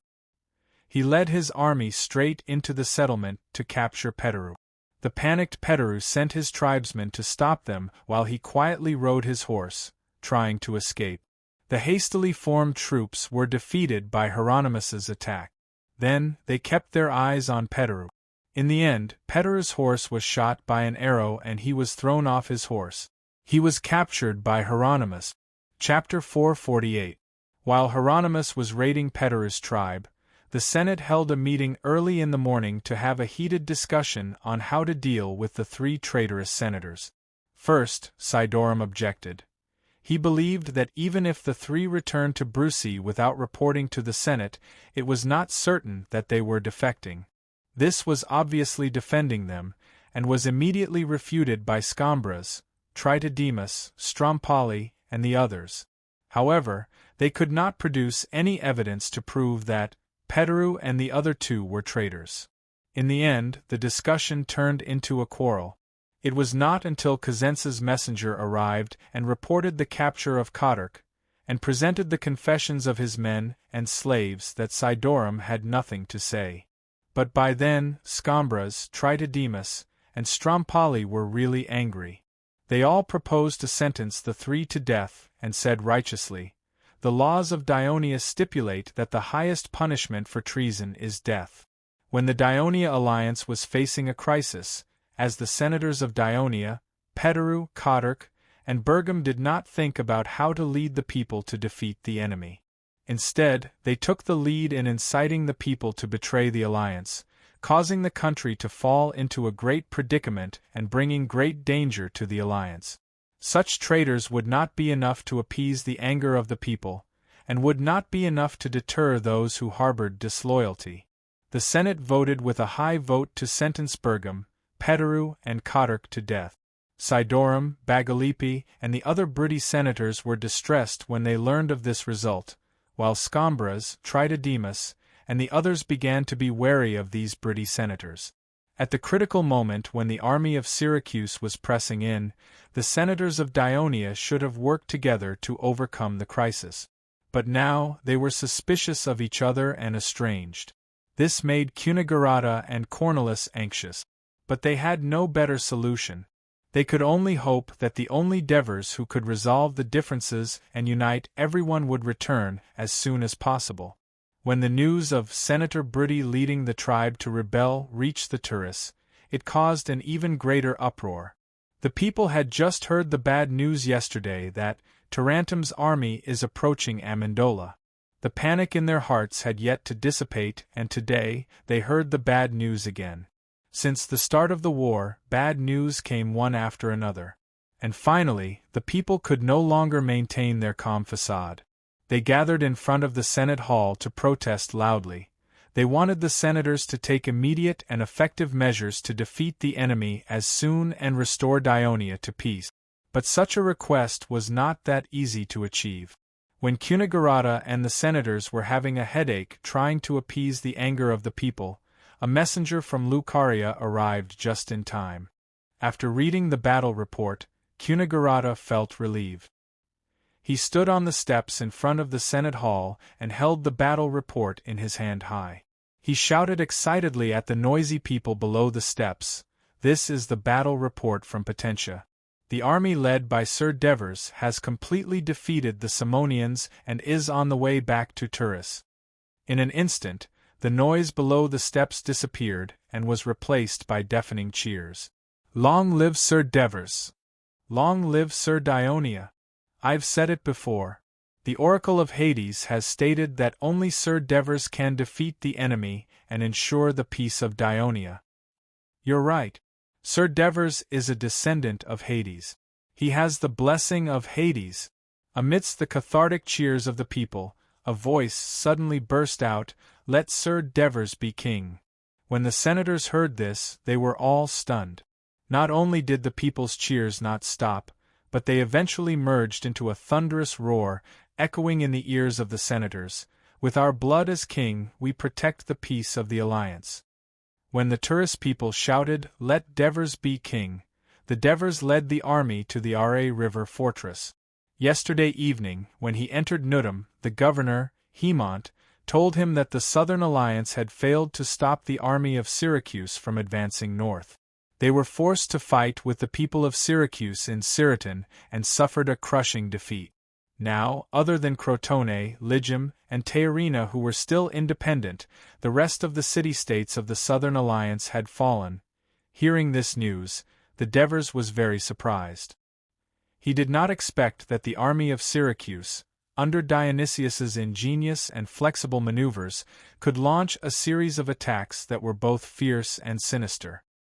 He had only led the troops away from Turris for less than a month, and the situation south of Dionia's territory had already deteriorated to such a state. Dionysius was not a simple person, but he had underestimated the enemy. After realizing this, while blaming himself, the Devers also declined Haemon's invitation to dinner that night. He locked himself in his bedroom to think about how to deal with Dionia, so he did not sleep well that night. Early the next morning, he led the troops and set off again. After all, what Haemon told him was the situation of the war 2 or 3 days ago. With Dionysius's ability and the advantage of Syracuse, it was enough to turn the war into a situation that was even more disadvantageous to Dionia. Therefore, he had to lead the main force back to Turris as soon as possible. Along the way, he was calculating the situation of the war in his mind, looking for a way to win. Only after entering the Ra River fortress did he stop to rest for a while. At this time, he called for Henipolis and asked with concern, "Henny, are you sure you're not coming back, but going to Turris with me?" "Sir, I've made up my mind. Dionia is now in danger.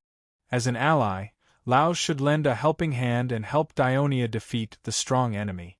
Henipolis said vehemently, "I'll also send someone to inform Uncle Arabamas to send more soldiers to fight alongside the legion of Dionysia." Upon hearing this, Devers narrowed his eyes. He knew that there was another reason why Henipolis was willing to go to Turris. The young man was tired of living in Laos like a cage, unable to make any decisions. Devers thought for a while and said, "All right, you can come with me. However, there's no need to ask Laos to send more soldiers. After all, Trine has fallen. Laos needs enough soldiers to prevent Syracuse from attacking Laos port from the sea." As long as Divers agreed to let him follow, Henipolis did not really care if he needed to send more troops. He said happily, "Lord Divers, I have one more thing that I would like to ask for your permission." "What is it?" Can I be your secretary during the war? I can write your orders and collect information." Henipolis asked softly. Devers looked at him in surprise. "Why do you have such an idea?" It was too shameful for a consul of a city-state to be the secretary of the commander of another city-state alliance. Those who did not know the inside story would think that he was humiliating his ally. "My lord, you see, the last time in Poseidonia, you asked me to lead an army to intercept the fleeing Simonians. When I saw the ferocious-looking Simonians charging at us, my legs trembled. If it wasn't for Isam's help, I would have fled." Henipolis did not even try to hide his embarrassment. "So I understand now. I'm different from you, my lord. I don't have the talent to lead an army. I do like reading and writing, but it's too boring to read and spend a lot of time thinking like my teacher, Ansatanos. By staying by your side, not only can I help you, but I can also understand in more detail how you defeated the Samnians, and how you will defeat the Syracuse people in the future. Such a glorious process. Not only do I want to know, the people of Dionysia, no, the people of Greece want to know about it. If I write about it, it will be very popular." Henipolis became more excited as he spoke. Devers looked at him in surprise. This little guy wants to be a biographer. However, Henipolis's request moved him. According to what he knew from his previous life, there were scholars who followed Alexander during his crusade to the east and wrote monographs about him.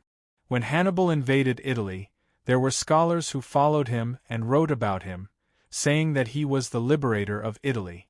When Caesar crossed the Rubicon, there were scholars who followed him and wrote about him in the Spanish War. So, why can't I have them? Devers smiled. "Henny, I agree to let you be my secretary during the war." "That's great. Thank you, sir."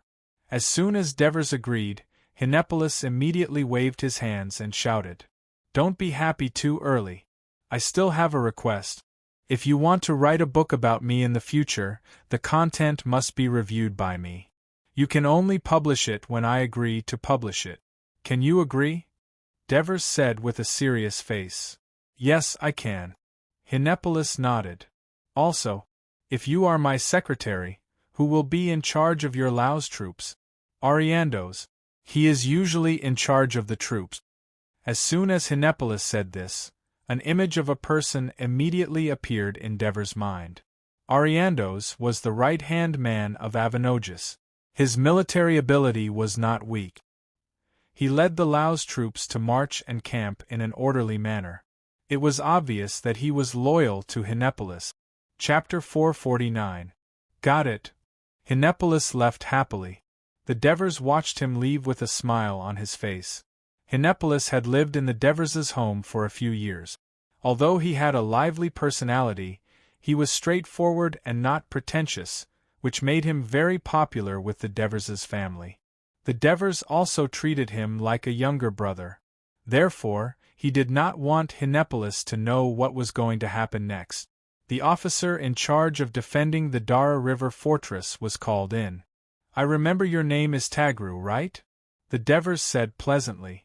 The captain, who was a little nervous, did not expect that the lifelong governor of Dionia and the commander of the army, the Devers, who was respected by the soldiers, still remembered his name when he saluted and reported to him when he first arrived at the Dara River fortress more than 10 days ago. Yes, Commander, he replied excitedly. I remember that you are from the Gramentum.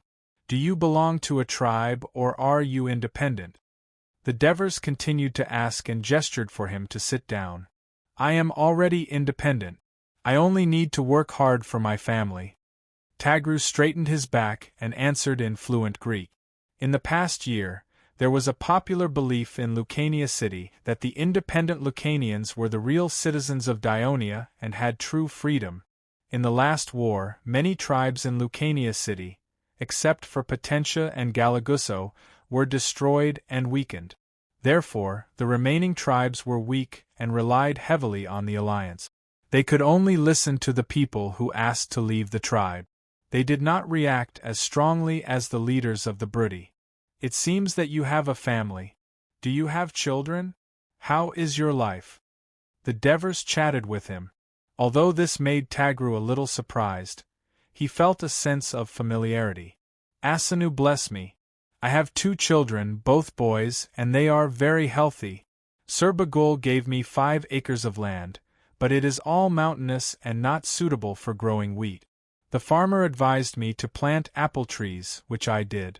The trees had grown this year, and they said that they would bear fruit next year. Then, I would be able to sell the apples to the city. They also said that the apples in Turin were more expensive, but it would take a few days to reach Turin. The year before last, I had taken a loan from the bank in the city and bought 20 lambs and 2 cows. Now, the number had doubled. In the summer, I sold 6 sheep and a cow to a restaurant in the city. Not only did I pay off my loan, but I also earned 30 drachmas. I've decided to buy some cows and sheep next year, and try to drive hundreds of cows and sheep up the mountain every day. Sir, I'm not afraid to laugh at you, but this is my dream. In the past, only the tribe had so many cows and sheep. Haha, you have a great ambition. Devers clapped his hands and laughed. Then he asked with concern, You're on a mission in Fort Ra River. What about your family? My wife is a capable woman. She can take care of the children and the fruit trees. I also took a loan from the bank to buy a Thracian slave to help me graze my cattle and sheep. When I'm busy, my neighbors will come over to help. Sir, a village has been built at the place where I live. Devers listened and said seriously, Being stationed at Fort Ra River is far from the city and home. Not only is the daily life monotonous, but I can't go home to take care of my family for a long time. This is supposed to be the toughest mission for the registered freedmen and citizens who have undergone training. It's an important mission to shorten the probation period for them to become citizens. However, before the war breaks out, I suggested that they be replaced by real citizen soldiers. Do you have any complaints? Sir. To be honest, a little. Tagru hesitated for a moment before he answered honestly. That's because you've received stricter training. You're citizens of Dionia. In times of danger, you'll defend this fort at all costs to ensure that your home is not trampled. Fort Ra River is the only land passage connecting Lucania and Turin. The space here is small and the military can't spread out. Once it's occupied by the enemy, it'll cut off the connection between Lucania and Turin. That's dangerous, Devers said seriously. Sir, you're saying someone will attack this place? Tagru's eyes widened in shock. Fort Ra River was located in the hinterland of the Dionia Alliance. Other than inspecting the passing merchants and travelers and providing them with simple food and lodging, there was nothing else the Devers could do. There was once an elder who suggested to dismantle Fort Ra River and turn it into a relay station during a meeting, but it was rejected by the Devers in the end. During a war, there's always danger, and danger often comes from the dark. From now on, you must be vigilant. No merchants or travelers are allowed to stay in or outside the fort. Also, no troops without a warrant from the Ministry of Military Affairs are allowed to enter or pass through Fort Ra River. Do you understand? Devers reminded him solemnly. Yes, Commander. Tagru stood up and bowed. Tagru, you're not an official soldier yet, are you? Sir, I'm just a reserve soldier. My tribe joined the alliance too late, and there are too many Lucanians who signed up to join Legio III, Tagru said in a slightly dejected tone. I hope that after this war, I'll be able to see your name in the Legion of Legio III. Devers encouraged him seriously. Also, if the enemy attacks Fort Ra River, don't fight alone. Inform Sir Hemont in Nudum in time to get his help. Do you understand? Yes, sir. Tagru bowed again in excitement. Although he did not know where the enemy would come from, he was no longer depressed about being sent to the wilderness. He promised loudly, Sir, don't worry, I'll defend Fort Ra River until the end of the war. Devers nodded. After Tagru left, he got up and walked to the window facing south and looked out. From here, he could not see the city of Laos, which was the estuary of the Ra River. Therefore, the Devers could only guess what Arabuma, who was not a consul, was doing at the moment. Ever since Arabuma did not come to Fort Ra River to welcome the Dionysian army, and the troops he sent to Hnepolis were all loyal to Avanogus, the Devers received a secret report from the intelligence department in Nudum that traces of Syracuse have been found in the city of Laos. The Devers had a bad feeling in his heart. With Dionia at a disadvantage and facing danger, what choice would the man who once went to the east alone, united with the Turii, and helped Avanogus recapture Laos in one fell swoop? Although the Devers could only wait quietly, he brought Hnepolis with him and was prepared for any eventuality. While the Devers led the army from Fort Ra River into the mountains and embarked on the return journey to Turii, Dionysius had already led 90,000 troops to the Taconati River. This army included more than 70,000 of Dionysius's Sicilian troops, as well as Rockley, Hyhernian, and the Carunian troops who had just joined Syracuse's side. They set up camp on both sides of the Taconati River. The camp stretched for dozens of miles, and thousands of tents filled the southern Croton plains and the lower reaches of the Taconati River. The engineers of Syracuse also commanded more than 4,000 Carunian soldiers and Silitinian slaves to build a simple dock at the estuary of the Taconati River so that food and supplies could be transported by sea to the main camp. This provided greater convenience for logistics. While the army was busy building the camp, Dionysius led the generals to Ciudad Crotone to inspect its defenses. At this time, under the suggestion of the Dionia's ballista officer, Ciudad Crotone set up stables on both sides of the moat and began to set up traps. It was only because the army of Syracuse arrived too quickly that they could not complete it. This was already the second time in 5 years that Ciudad Crotone was besieged by an army. The citizens of Crotone were even more shocked than the last time. Looking west from the top of the city wall, they could see the endless white tents that blended with the skyline in the far west. Lucius, Sisprotus, Ascamas, and all the members of Crotone's council and soldiers on the top of the city wall stared at the cruel tyrant of Sicily who was surrounded by hundreds of cavalrymen. Their eyes were filled with anger and fear. Dionysius, however, treated the people on the top of the city wall as air. He looked around as if he was taking a leisurely stroll in the park, and exchanged views with the people around him from time to time. Look at the city walls inside Clotone. They're at least 10 meters tall, and they're all made of large rocks. There's also a moat outside the city, and the entire city is so big. They have enough people to defend it. I think it'll be very difficult to take down this city, Phoebus said without any misgivings, making his allies feel discouraged. To be honest, the people of Sparta were terrifying in field battles, but they did not have much success in sieging cities. In their previous wars they had never taken down a big city, and they only had a few small cities. In the past Peloponnesus War, the war lasted for a few decades. The allied army led by Sparta was stationed outside the city of Athens for many years, trampling the Attica peninsula into ruins. However, they were never able to take down the city wall of Athens. Therefore, after they won the war, one of the first things they did was to let the people of Athens tear down the city wall. Chapter 450. That's right, besiege them.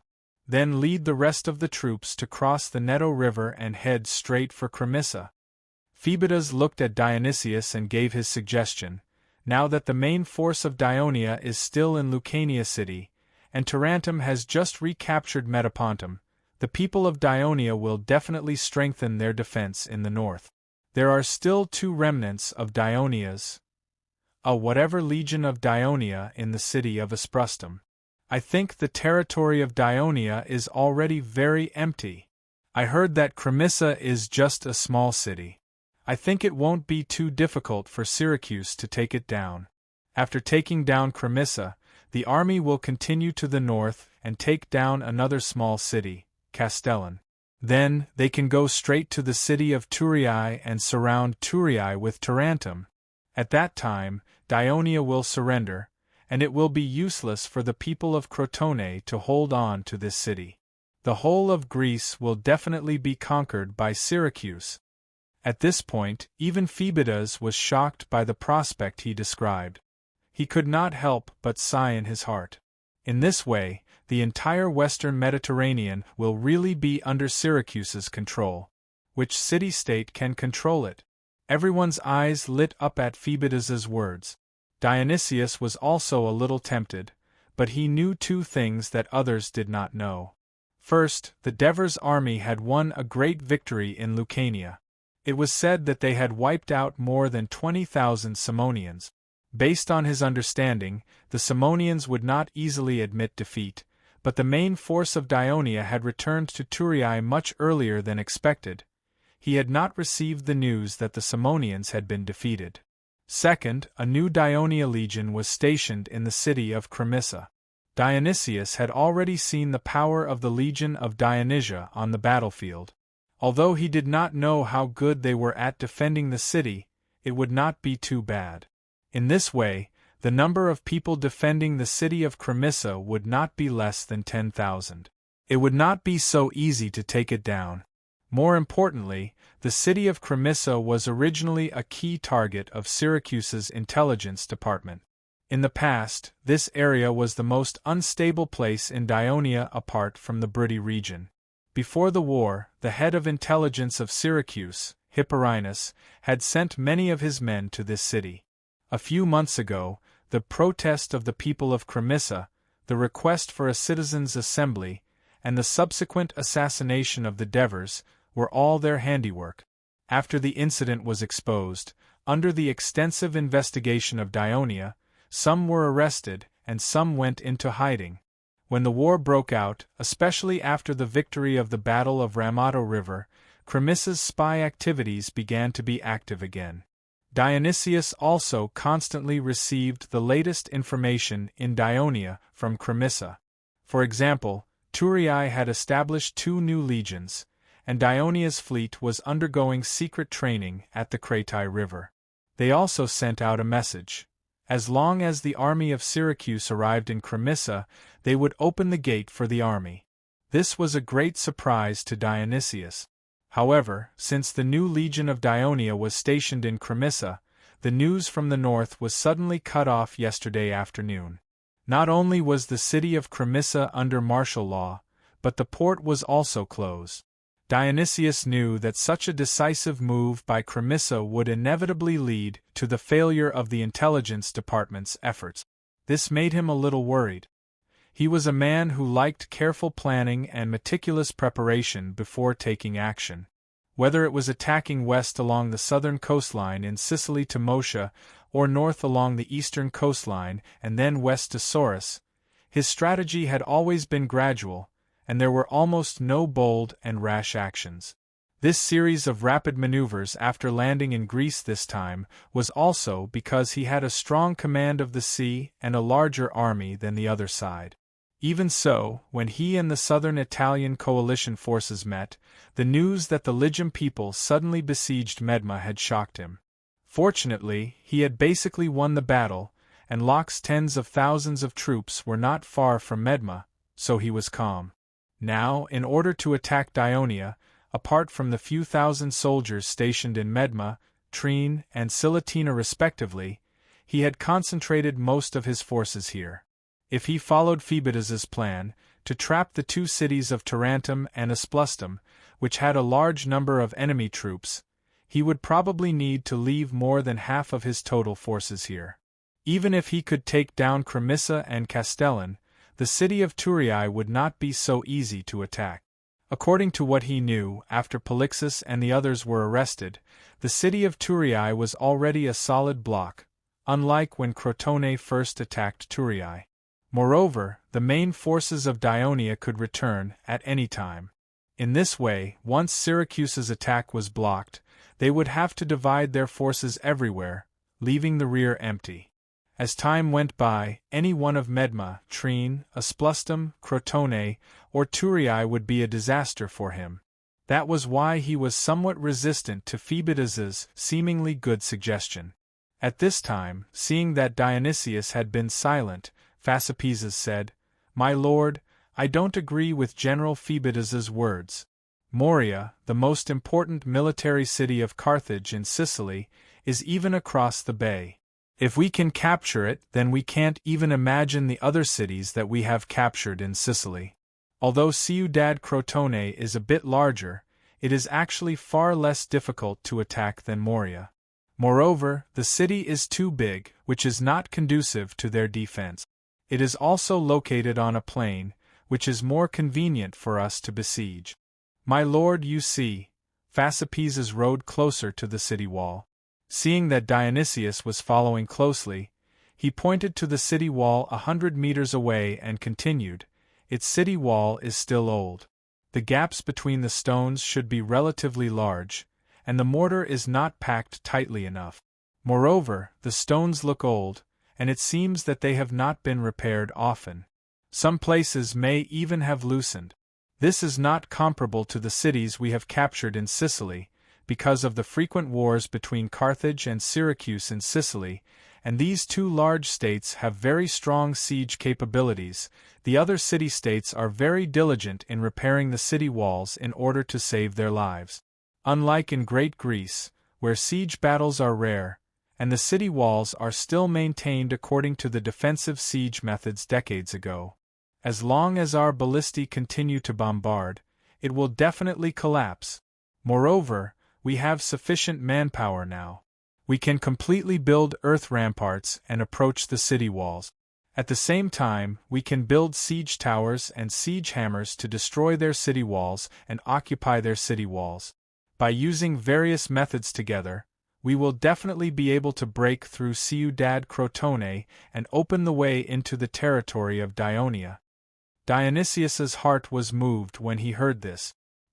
He carefully observed the city wall in front of him, and his expression became more and more relaxed. Then, he turned his head and asked, "Phoebidas, what do you think of this siege plan?" Phoebidas's expression did not change, and he said stubbornly, "I still insist on my opinion. We don't need to waste time under Ciudad Crotone. If Dionia is conquered, Crotone will naturally surrender. My lord, you don't need to discuss with the people of Sparta how to siege the city. They even besieged Praetia for more than 2 years before they could take it down, with only a few hundred people defending it. What good suggestions can they have?" Astagras sneered. Phoebidas's expression changed. In the 5th year after the outbreak of the Peloponnesus War, the coalition forces led by Sparta were unable to break through the long wall and break into Athens. They had no choice but to turn and attack the ally of Athens, Praetia in the Piotia region. Seeing that the situation was not good, the people of Praetia evacuated a large number of people, leaving only a few hundred people to defend the city. As a result, it took the coalition forces of Sparta more than 10 times the number of soldiers defending the city of Praetia for more than 2 years to take down the city. In the end, the people of Sparta killed the soldiers defending the city and handed the city of Praetia to its ally at that time, the Thebes. The key was the most important battle in the Greco-Persian War a few decades ago, the Battle of Praetia. The Greek coalition forces, with the full support of the people of Praetia, finally defeated the invading army of Persia. After the victory, the king of Sparta, Pausanias, once led the Greek coalition forces to make a vow to protect the independence and freedom of Praetia together forever. Therefore, when Praetia was destroyed and the people of Sparta personally violated their vow, it immediately caused an uproar in the entire Greek world, forcing the people of Sparta to discuss this matter. The elder council had no choice but to send a censor to question the king of Sparta, who was away on an expedition. Therefore, Phoebidas, who was still a child, had a deep impression of this. It could be said that Astagras was tearing open the scars of Sparta. "Don't talk nonsense." Dionysius glared at Astagras, then said to the seemingly angry Phoebidas, "No city-state dares to start a war with Sparta. However, in terms of attacking a city, I, Syracuse, do have more experience. I've decided to take down Ciudad Crotone first." Phoebidas snorted and no longer said anything. After saying the polite words, Dionysius was too lazy to care about the mood of the people of Sparta anymore. He said to everyone in a deep voice, "Phasapeses, Astagras, organize all the siege technicians, craftsmen, and soldiers to start building siege equipment and building earth embankments. Think of ways to measure the thickness of the city walls. Prepare for all the siege." "Yes, sir," the 2 generals replied in excitement. Chapter 451. Akelida and Gubra were excited. This was exactly what they were best at and wanted to do the most. Phoebidas was silent. He did not fully agree with Dionysius's plan, but he suddenly realized that Sparta should learn from Syracuse on how to attack a city. At this time, Dionysius said gloomily, "Before we attack Crotone, let's see how Asprustum will deal with what's coming next." In the city of Asprustum, Felicius was comforting more than 500 legion soldiers who had been exchanged by Dionia in exchange for more than 500 Locrian captives. He had a great regret in his heart because he did not manage to exchange for the 5th Legion's commander, Dionia's Senate senator, Dracos. Even Dionysius did not release Brim, the commander of the 5th Legion's 1st Brigade, an important leader of Abyssinia, who was also a senator of the Senate. Instead, Dionysius insisted on exchanging the captives one for one. Felicius noticed that the exchanged soldiers were all Brutty soldiers of the 5th Legion. As the 5th Legion was the last to retreat, the 5th Legion was the most captive, but he did not think too much about it. In fact, Dionysius had deliberately released these Brutty soldiers in front of the other Greek and Lucanian soldiers who had been captured by Dionia. He had even planned to quietly release some legion of Dionysia soldiers who were found to be resentful after a few days of observation. Felicius regrouped the more than 500 soldiers into the 5th Legion. Although he felt regretful, he was also slightly relieved. This was because half of the soldiers who returned were Abyssinia, Abyssinia was the most staunch ally of the Briti tribes in the Briti region. Ever since the Briti joined the alliance, there had never been any disturbances, and they did not object to some of the bills that the Senate enacted against the tribes in the Briti region. Moreover, Felicius had a good relationship with Bagalipi, so he felt better that more people from Abyssinia had returned. At this moment, a messenger hurried over. "Commander, Epthenus requests for you to go to the top of the city wall immediately. The people of Syracuse outside the city are out of his control, so you have to make the decision." Felicius was shocked when he heard this. Dracos woke up from a nightmare. Ever since he led the 1st Brigade to intercept the enemy cavalry and was surrounded, he led a team to fight to the death. In the end, his lungs were pierced by the enemy cavalry's javelins, and he fell to the ground and was captured. Although he had been treated by a doctor of Syracuse, he had a high fever, and was sometimes unconscious and sometimes awake. At this moment, he tried to open his dry and heavy eyelids, and heard a shrill scream. Then, someone beside him shouted in grief and indignation, "Don't come any closer! Don't come any closer! Asanu above, please protect them." What was going on? Dracos struggled to open his eyes, and the blurred image in front of him gradually became clear. He found himself lying on the ground mixed with stones and mud, and a city stood 100 meters in front of him. He was very familiar with the appearance of the city, Asprustum. Why was he here? His head was dizzy, and he could not remember anything at all. He tried to stand up, but found that his hands and feet were tied behind him with ropes, and he could not exert any strength at all. He struggled a few times with all his might, but it was useless. Instead, the pain from his wounds almost made him faint again. Obviously, the person next to him saw his movement and said in surprise, "Legion Commander Dracos? Legion Commander Dracos, are you awake? Who are you? What's going on?" Dracos opened his dry lips and asked weakly. "Reporting to Legion Commander, I'm Legio IV's 3rd Brigade, 4th Brigade, 1st Squad Leader Itur. The Syracuse people brought the dozens of Legio IV's captured soldiers, and you, to the front of Asprustum, and tied everyone's hands and feet. They even set up stakes beside each of them, and tied the ropes to them. They even sent people to the city, telling them, 'You and the Legio IV's captured soldiers are here.' Then, the Syracuse army retreated 100 meters, but whenever our comrades in the city rushed out to save us, these damned Syracuse people would use javelins and arrows to shoot at them." At this point, Ituru was sobbing uncontrollably. As he cried, the other soldiers who were tied up also felt sad. What? When Dracos heard this, he immediately panicked. He endured the pain, and used his shoulders to forcibly prop his body up. The overexertion caused his eyes to darken, and his head to spin. He panted heavily, trying his best to control his body that was on the verge of collapse. After a while, he finally knelt on the ground steadily. When he opened his eyes again, in front of him were more than 10 corpses with arrows and javelins stuck in their bodies. The closest one to him was less than a meter away from him. Looking at that ashen face, Dracos recognized him. Hack, a soldier of the 5th Legion. This broody young man came from a small tribe in Cosenza, and had a stubborn and mischievous personality. When he first entered the 5th Legion, he repeatedly violated military rules, and was punished by the strict Dracos many times, but he always refused to accept it.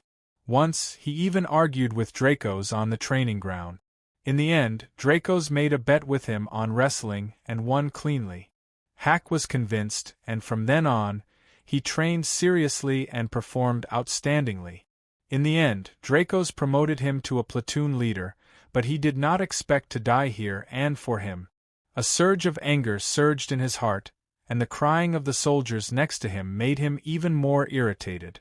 He shouted, "What are you crying for? What's there to be afraid of? We will meet again at the Temple of Heroes." Felicius looked at the row of people who were tied up and kneeling on the ground with a solemn expression. He did not expect to see such a scene when he came to the city. Are you sure those are Dracos and the captured soldiers? The usually lively and flamboyant Epicthenes frowned at this moment, and his voice was heavy. Before I came up, the soldiers had already confirmed it with their lives. I've forbidden the soldiers from leaving the city without permission, but not only are there Dracos, there are also soldiers from Legio IV. Look at my men, they all want to save their comrades, neighbors, and maybe even relatives, so they hope to send out the 4th and 5th legions. That way, even if the enemy comes, they can hold them off and successfully rescue Dracos and the other soldiers. Felicius looked at the hundreds of corpses that stretched down the city toward the captives, and the phalanx of Syracuse that seemed to be resting 100 meters behind the captives. He turned back to look at the soldiers of Legio IV stationed at the top of the city. Their faces were filled with anger and anxiety. Felicius's gaze finally fell on Epicthenes. What do you think? I think it's worth a try. Epicthenes hesitated for a moment, then said thoughtfully, the people of Syracuse are doing this because they want us to rescue them. Therefore, when we leave the city, the people of Syracuse might not stop us immediately. We have time to get into formation and slowly approach Dracos and the others, blocking their attack while rescuing Dracos.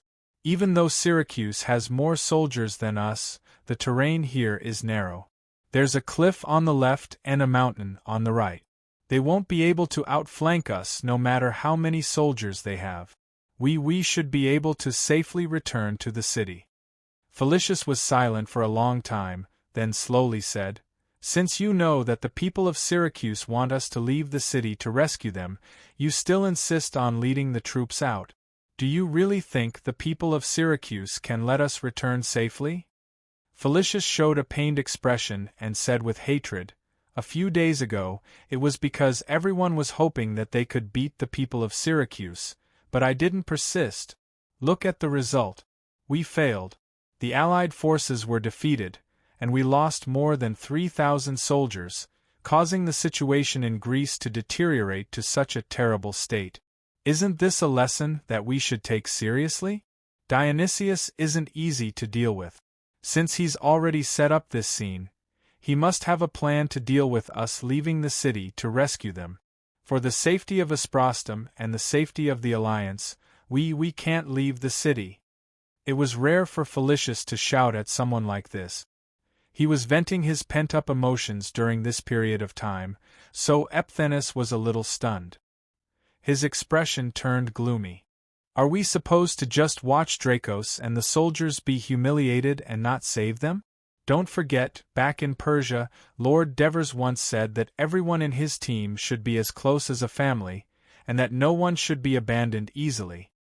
Epicthenes' words lashed at Felicius' guilty heart. His hands, which were pressed against the battlements, gripped the cracks between the stones tightly, the rough gravel stinging his palms. Although his relationship with Dracos was ordinary, he was also a senator of the Senate, a commander of the army, and a comrade in arms for many years. How could he not want to rescue Dracos and the soldiers when they were humiliated by the enemy? However, as the highest military commander of the southern front of Dionia, he had a heavy responsibility. In such a critical situation, the safety of the alliance should be his first consideration. He had already failed once, so he could not allow himself to make another mistake. If anything happened to Asprostum, Syracuse would be able to march straight in, and he would really become a sinner of the alliance. Chapter 452. Although Epicthenes was unwilling, he had no choice but to obey the order. Even though the soldiers of the 4th and 5th legions were unwilling, they had no choice but to obey the order.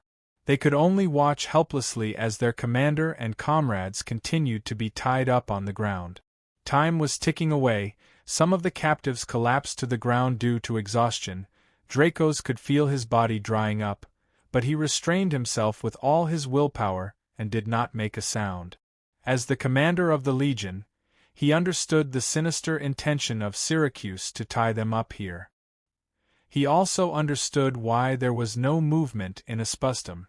In such a dangerous situation, the only thing he could do was to remain silent and not agitate his brothers on the wall, lest they fall into danger.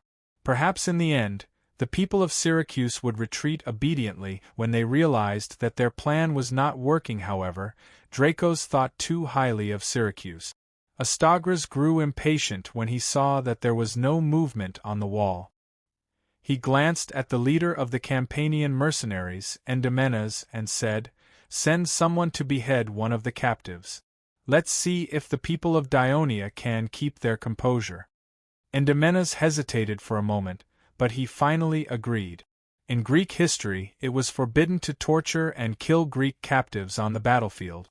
Astagras did not want to be accused of such a crime, so he asked the mercenaries to do it. Endymenes, who was blinded by greed, had no choice but to accept it. The mercenaries' target was Tituru, who was next to Dracos. They wanted to agitate the people of Dionia even more. When the mercenaries raised their gleaming sabers and slashed down hard on the defenseless Tituru's neck, blood splattered on Draco's body. Draco's anger was ignited in his weakened body again. He understood that the people of Syracuse had no intention of letting them go. When he heard the uncontrollable cries and noise from the wall in front of him, the cries of the captives beside him, and the sharp pain in his lungs, he finally made up his mind. He straightened his body with all his might and shouted in a hoarse voice, "Victory to Dionia! Long live the Legion of Dionysia! Ahem! Defend Asprustum, and avenge me and my brothers in the future! Revenge!" After saying that, he used the last bit of his strength to smash his head into a sharp rock in front of his knees. At that moment, he remembered the scene when the Devers awarded him the military flag in the plaza of Amendola with a smile on their faces. Lord Devers! His face revealed a trace of a smile. Bang! Then, many Dionia captive soldiers followed Dracos's example and smashed their heads to the ground. Witnessing this tragic scene, Astagras and Endymenes were as shocked as clay puppets. It took them a while to recover. They did not expect the people of Dionia to be so unyielding. This was especially true for Dracos. As an important figure in Dionia, he did not hesitate to sacrifice his own life. Unwilling to be humiliated, he died just like that. "Quick! Go and teach them a lesson!" Astagras, who had always been brave in battle, shouted in panic. He felt an inexplicable fear in his heart. "Lord Commander!" Epicthenes, a man who rarely cried, had tears streaming down his face. He stood in front of Felicius in grief and indignation. "Because of our weakness, Dracos." Dracos died a heroic death. Felicius gritted his teeth in guilt and clenched his fists so tightly that his gums were bleeding. He did not realize that his voice was filled with pain and endless resentment. Dracos was afraid that we would be tricked by the people of Syracuse. That's why he chose to go to the Shrine of Heroes. "In the name of the Hades, I swear. I, Felicius, swear that I will defeat Syracuse and bring the corpses of that tyrant and his subordinates to worship the spirit of Dracos." Epicthenes snorted and looked at the people of Syracuse with the same resentment in his eyes. He then walked towards the soldiers. Soon, the entire city was filled with the song of the Hades, king of the underworld, lord of justice, the black-haired and black-eyed Hades. "I, a valiant soldier, come to your majestic shrine. Do you want to ask what I did when I was alive? I like to brandish my spear and shield, and drink the blood of my enemies. Do you want to ask if I have ever trembled or feared? Never. Because I want to boast about my achievements in front of you." The solemn and powerful song echoed in the sky above Asprostum, and finally turned into a deafening sentence. "Long live Legion Commander Dracos! Long live the Legion of Dionysia! Kill all the people of Syracuse!" The expressions of the soldiers of Syracuse changed when they heard this. Astagras became dispirited and waved his hand dispiritedly. "Go back and report to his lordship." After Astagras briefly told Dionysius about what happened in Asprostum, the tent was silent. Syracuse had the absolute advantage in the battle, but from the solemn expression on the faces of the people in the tent, it was as if Syracuse had lost the battle. Dionysius coughed a few times and said in a deep voice, "We need to speed up our preparations for the siege. I hope to launch an attack on Ciudad Crotone the day after tomorrow." Asprostum. Stay alert for now. Yes, his lordship. Phasapeses stood up and immediately rushed out of the tent to urge the engineers, craftsmen, and soldiers to speed up the progress. At this moment, everyone in the tent felt a sense of urgency. They had to destroy the Dionia alliance while it was still weak, or else they might be devoured by it. Even the arrogant Phoebidas was moved. He could not help but think of the Sparta Aristodemos from a few decades ago. This brave Sparta citizen was one of the 300 guards of King Leonidas. He could not participate in the Battle of Hot Spring Pass because of an eye disease. A year later, during the Battle of Pratia, he took the initiative to rush to the front and died heroically to redeem his reputation. He was praised by his countrymen. Dionia's citizens' respect for honor, courage, and fighting spirit were not any weaker than ours. Phoebidas thought with mixed feelings. This day was destined to be an unforgettable day for the people of the Dionia alliance. Although the people of Syracuse had not yet begun to attack Ciudad Crotone, the mercenary cavalry had crossed the Neto River and galloped on the Croton plain that belonged to the side of Dionia. Houses were set ablaze one by one, and villages were destroyed one by one in the northeast of Dionia. The people of Tarentum, who had nearly 20,000 soldiers, were unwilling to confront the allied forces of Dionia and Heraclea in front of the city of Heraclea. Diomyrus sent some of his soldiers south across the Agri River and entered the territory of Amendolara in Dionia. They began to destroy wantonly in an attempt to force the new 7th Legion of Dionia to leave Heraclea. The first water wheel in the entire Greek world that the Amendolarans were proud of was burned in the raging fire. In the Bruttii region of the Dionia alliance, although Petera's rebel army was eliminated, Bergum had learned his lesson. He led more than 2,000 troops that followed him and did not fight with Hieronymus, who came to encircle them. Instead, they used the complex terrain of Ambania and the protection of Lake Sisida to deal with the rebel army. In order to stabilize the situation in the Bruttii region, Helos had to postpone the plan to gather soldiers to form a new legion and support Thurii. At sea, the commander of the navy of Syracuse, Leptinus, finally gathered the warships scattered on the east and west coasts of Greece in Silatina. He gathered a powerful fleet of more than 400 warships and sailed north along the east coast of Greece, preparing to force the fleet of Dionia to come out for a decisive battle. The people of Cremissa, Castellon, and Thurii all saw the huge fleet that covered the entire sea, and all of them began to tremble. However, what the people of Dionia did not know was that in the west, in Laos, the actual ruler of the city-state, Arabuma, was tempted when he heard the news that Syracuse had defeated the southern Italian coalition, quickly occupied Trine, Silatina, and conquered Corunna. However, the news that the Devers had completely defeated the Simonians soon came, and he was a little hesitant. Until the news that the Tarentum alliance had invaded, the Bruttii elder had rebelled, and the Syracuse army had advanced to Ciudad Crotone, Dionia was surrounded by enemies on all sides and was in danger. Arabuma believed that under such circumstances, no matter how powerful the Devers were, they could not guarantee their defeat. However, he did not take action immediately. He had to wait for the army led by the Devers to leave Lucania and return to Thurii, because he did not want to be the first to bear the wrath of the people of Dionia. When the spy told him that Hinepolis had led his troops to follow the main force of Dionia to Thurii, he was even more relieved. He breathed a sigh of relief. To be honest, he was reluctant to raise his sword against his nephew and the Laos soldiers. Their departure had removed his psychological barrier. On this day, he imprisoned the family of his brother, Avenogis, summoned the officials and leaders of Laos, and announced that Laos had left the alliance of Dionia.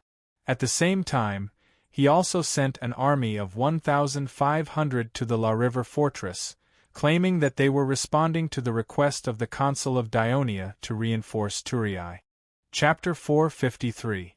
After many fruitless requests, Laos and his men tore off their masks and launched an attack on the Naira River fortress. The Naira River fortress was located in a narrow area between the river bank and the mountain ridge, so Laos could not make full use of his advantage in numbers. Tagru led more than 200 soldiers and defended the small but sturdy fortress tenaciously. The bloody battle lasted until the afternoon, but Laos' army still could not break into the fortress.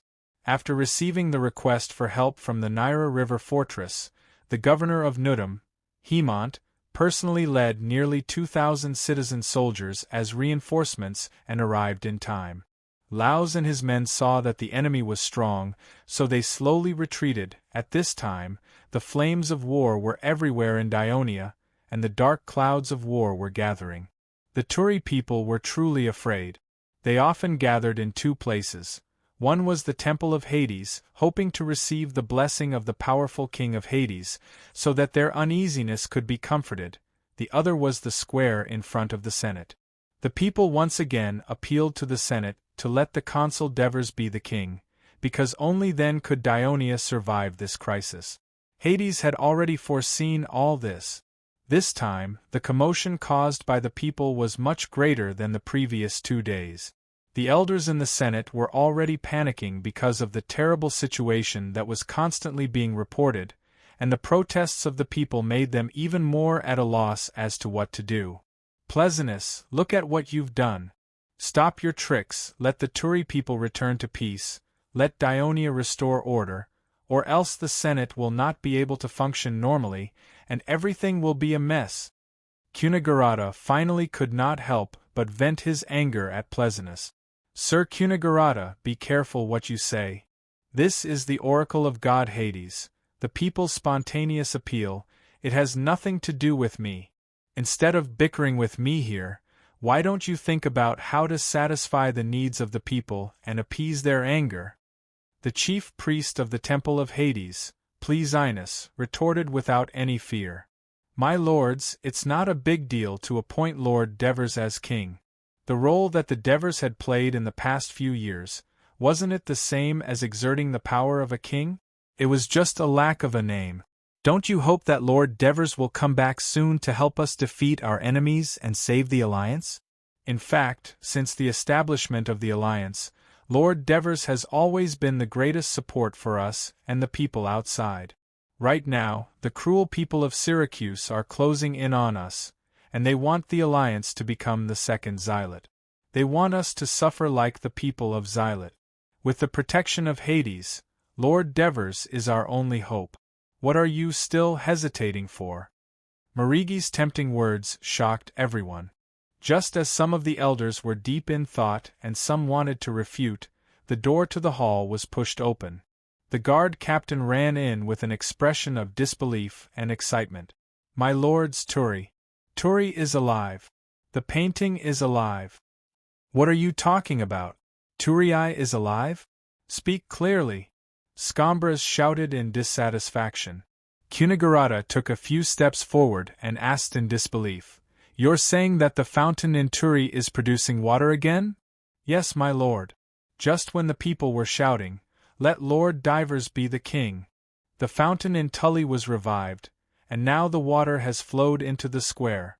The excited guard captain did not forget to add, My lords, this is a divine omen. The elders looked at each other in shock, including Marigi, Presinas, and Cunagharata. In this era of worship, the Greeks paid the most attention to divine signs. When praying to the gods, coughing, wind, rain, thunder, and so on, any sudden abnormality would be seen as a sign of the gods. The well-known fountain in Thurii became an abandoned spring after the old city of Thurii was burned down by the Crotone people. It had been dry for many years, but now it was producing water again. What a great divine sign! Although most Greeks believed that the spring was under the control of Poseidon, some people believed that the fountain on the ground should be under the control of Hades because it came from the ground. Let's go take a look. Cunagurata could not hide his surprise and curiosity. Without hesitation, he took the lead and walked out of the Senate, followed by the other elders. The people who had gathered in front of the Senate ran to the outer edge of the square to the left of the Senate, where the fountain in Turi used to be. In the past, the people of Turi attached great importance to the spring that lent its name to the city. They built a large pool for it, and in the pool, there were several lifelike statues of the goddess of the spring and the nymph.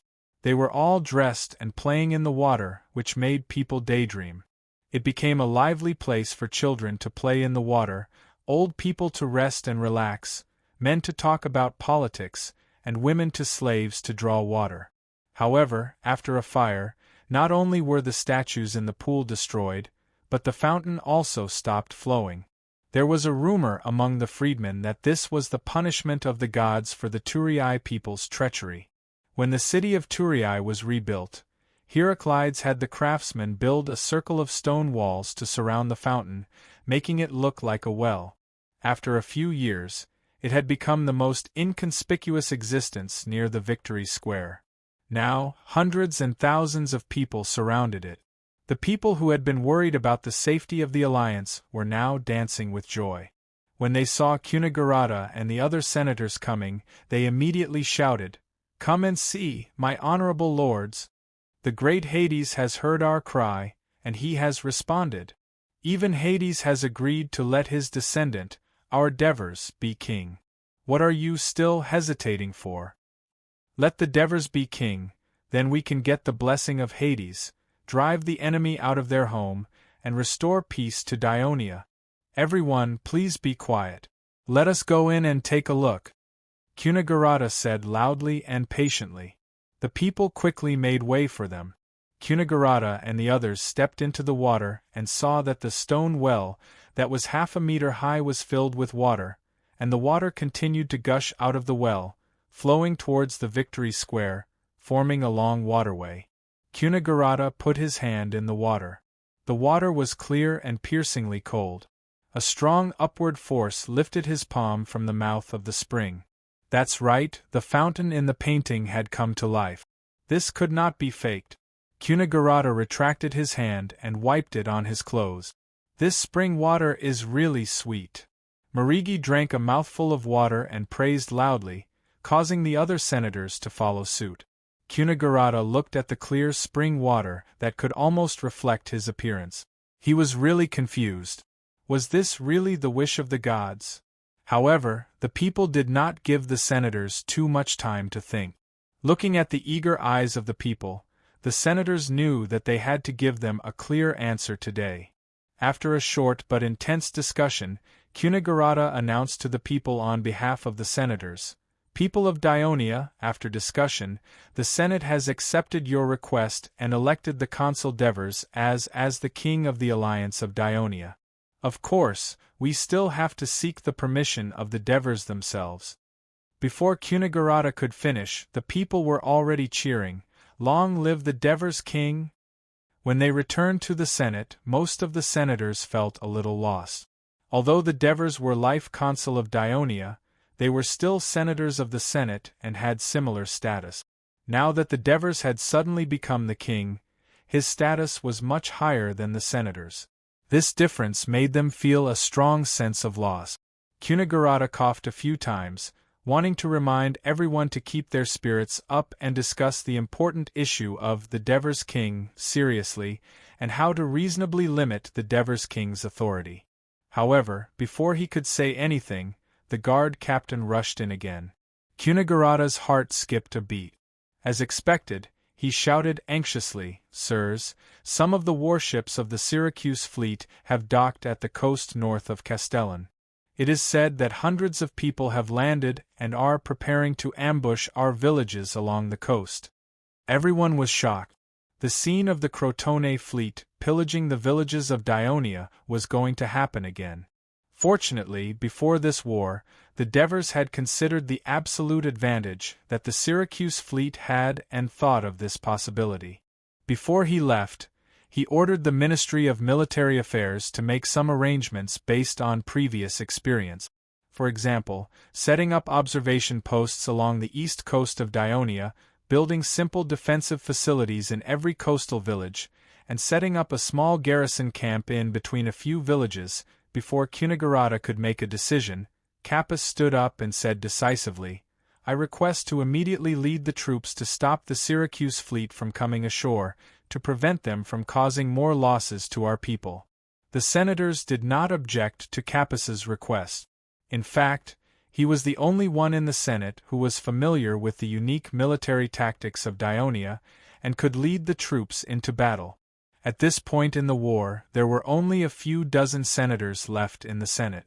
"Looks like we'll have to enlist the free citizens again." Cunegurata's expression was solemn. At this moment, the Tulii citizens were almost exhausted, and they could only go to the port area to recruit free people. However, the number of free people there was not much left, other than a large number of sailors of the Ionian fleet and laborers for the logistics of the army. Chapter 454. At the start of the war, Castellan had offered to send troops to participate in the battle, but was politely rejected by the Dionia Senate.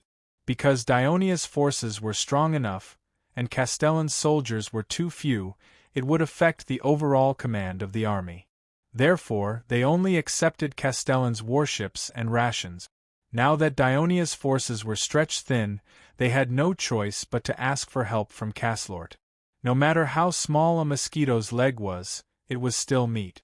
"If Syracuse doesn't launch an all-out attack on us, our forces in Thurii are enough." Capys comforted them. "There are still 500 cavalrymen in Thurii. Syracuse's naval fleet can't be deployed for the time being, so we can transfer some sailors to serve as light infantry. Of course, it's better if we can get some heavy infantry from Castellan to strengthen the army." Cunegurata stepped forward and solemnly bowed to Capys. He said in a low voice, "Lord Capys, the safety of Thurii is in your hands." As soon as Cunegurata's voice trailed off, Cornellos and the other senators also bowed to Capys. This was the first time the traditional senators bowed so solemnly to the mercenary Capys. He immediately felt the pressure. He returned a powerful military salute and strode out of the hall. The worried senators looked at each other, and finally, they all looked at the empty seat in the center of the hall in the front row. Before this, they were still troubled by the fact that Devers had become king. Now, this emotion had disappeared without a trace. There was only one thought in their minds: "Devers, when will you come back to save Dionia?" The commander of the Syracuse navy, Leptinus, had no plans to land on the coast of Thurii and attack Thurii. He knew very well that Thurii was not Trine. It had enough manpower, and his sailors with simple equipment could not take down the city with its high, thick walls and tight defenses. He also did not intend to send his warships into the river Cratai because Syracuse did not occupy one side of the river, and Thurii had iron chains blocking the river. Once his warships were blocked and trapped in the river, they could easily be burned to ashes by the enemy's fire arrows. Leptinus, of course, was reluctant to place his ship and his experienced crew in such danger, and he sent only a handful of them to raid the outskirts of Thurii, in order to force the Daunian fleet, which was concealed in the Cratai River, to come out and fight. Compared to Leptinus' cautiousness, the mercenaries of Syracuse were very arrogant, and had no inhibitions. Although Cremissa had called for the people to hide in the city due to the threat of the enemy's army, there were still a few who did not move in time and were slaughtered by the foreign cavalry. The Celts used their spears to carry the heads of the Dionia citizens that they had cut off. There were even women and children among them. The Legio 6 soldiers stationed at the top of the city wall were furious, but they could not attack due to military orders. The governor of Cremissa, Plotsilus, was restless in the city hall. When he saw the Legio 6 commander Olivers, he quickly went up to him. "Lord Olivers, you're finally back." Olivers, who had just finished inspecting the defenses of the port, saw Plotzilus's anxious face. He could not help but smile in a relaxed manner. "Is the enemy attacking us?" Of course, that was impossible. He had just finished his inspection, how could he not know? Look at the situation, and you're still in the mood to joke. Plotsilus said anxiously. What happened? Oliver stopped smiling and asked seriously. The families of the people that you've imprisoned have come to the city hall to cause trouble again. This time, they've gathered more than 100 people. They even threatened to set up tents in front of the city hall and stay there for a long time if you don't release their loved ones. Plotsilus said worriedly. If the people were to cause trouble, his reputation as the governor would be tarnished, and he would become the biggest joke in the Senate. How dare they? Oliver sneered. Previously, when he led the Legio VI to Cremissa, they were blocked by a group of protesters outside the city gate. He was the one who detained them on the grounds of attacking the army and conspiring to rebel, allowing the army to enter the city. These few days, he was busy setting up the defenses of the city. He did not know when some rumors started to spread in the city. With so many soldiers of the Legio VI stationed in the city, it will only consume our limited food and water reserve. When the people of Syracuse surround the city, the first ones to starve to death will be us, the people of Cremissa. Right now, the people of Syracuse are burning our fields and slaughtering our loved ones outside the city.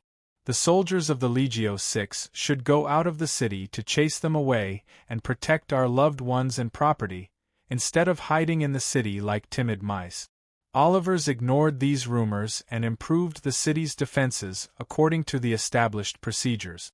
After learning that the families of the detainees had gathered people to cause trouble in front of the city hall, he still remained calm. This was because after he entered the city, the people that Aristyra's intelligence department had placed in Cremissa had secretly found him. Only then did he know that the spies of Syracuse frequently entered and left Cremissa, colluding with some of the citizens of Cremissa, causing the situation in the city to be so chaotic. At this moment, he said in a deep voice, Sir Plotsilus, the woman who tried to assassinate Sir Devers is from Cremissa. Sir Devers is merciful, and for the sake of the stability of the alliance, he did not expand the investigation further. However, from the looks of it today, the problem in Cremissa is very serious. Even with military control, the situation in the city is still chaotic these few days. I'm afraid that there are spies of Syracuse inciting trouble. If we don't take strict measures, once the enemy attacks, we will be defending at the top of the city wall, and there will be trouble in the city. This city will be in danger. Plotzilus's expression suddenly changed, and he asked, What are you going to do? Of course I'm going to find him. Anyone who colludes with the enemy and causes trouble will be put on trial and executed. Oliver's face was full of murderous intent, and his palm was like a blade as he swung it down forcefully.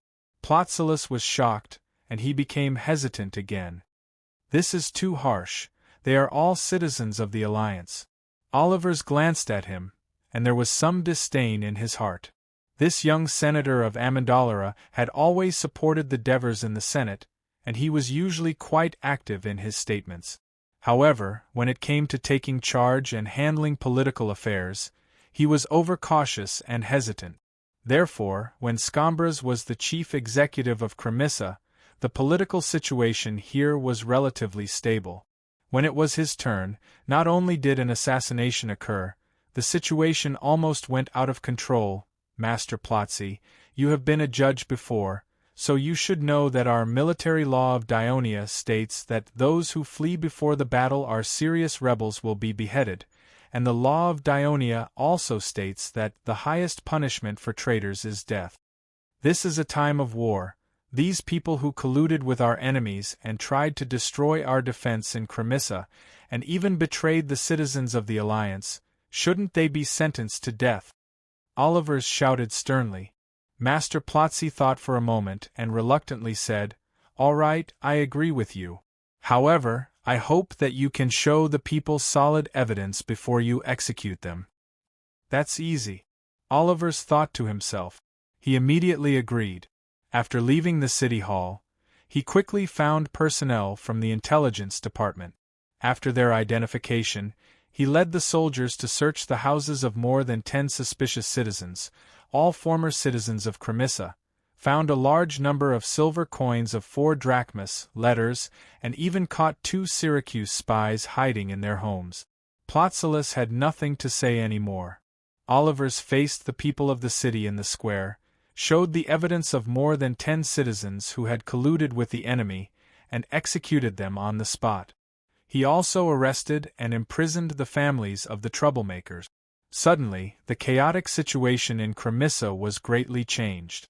Under Oliver's command, the people began to throw themselves into the city's defense. In the past, Ribazat, the chief slave of the Devers' residence, used to show the difference in status and demeanor between him and the ordinary slaves in the front yard with an unhurried pace. However, today, his legs spun as fast as a wheel. In the blink of an eye, he rushed from the gate to the front yard and arrived at the door of the backyard. Boom! Boom! Boom! He couldn't hold back his excitement and knocked on the door with all his might. The door was abruptly opened. Asuna, who was watering the plants, was holding a vase filled with water in one hand and pulling the door open with the other. When she saw it was Ribasso, her long, shapely eyebrows furrowed, and she bluntly scolded, "Uncle Ribasso, you're still a supervisor. Don't you know that Madame needs to rest well after giving birth? You knock so loudly that everyone on the hill could hear it. If you wake little Eunice up and make her cry, Madame will blame you. Let's see what you can do then." "I'm sorry, Asuna, I was too excited. Because, Sir Devers, our master is going to be the king," Ribazat said excitedly. "Really?" Asuna covered her face in shock. The vase fell to the ground and broke into a few pieces, but she didn't even notice it. The elders announced it in front of more than 1,000 people in the square. "How can it be fake?" As soon as Ribazat's voice fell, Asuna screamed and jumped. She ran to the back like a mad woman with joy. "Young people are really not mature enough." Ribazat muttered a few words. He bent down and picked up the fragments of the vase. He showed a regretful expression. "What a pity, a good vase of Athens." Chapter 455. "Ah, I'm sorry." Although Asuna was apologizing, she couldn't stop the joy on her face from overflowing. Leaning against the headboard, Kristoya looked at her and couldn't help but be infected by her. She smiled. "I heard your laughter from far away. Tell me, what good news is there?" "Madam, Lady Agnes." "Oh no, Princess Consorts. Congratulations. The Senate has just announced that Lord Devers is the King of Dionia." Asuna said the joy in her heart in one breath. Kristoya's pretty face was also brimming with joy, completely concealing the weakness of childbirth. At this moment, she suddenly remembered that after one of their love-making sessions, the Devers had said in high spirits, "Little Cyrus is nothing special. In the near future, I'll make you a princess as well." The Devers had really done it. Agnes wasn't as excited as Kristoya and Asuna. After all, Greece had been away from royal politics for hundreds of years, so she didn't feel too much about it. She was just happy for her husband. "My 2 princess consorts, when Cynthia and Adoris return from school, let's hold a banquet to celebrate this good news. What do you think?"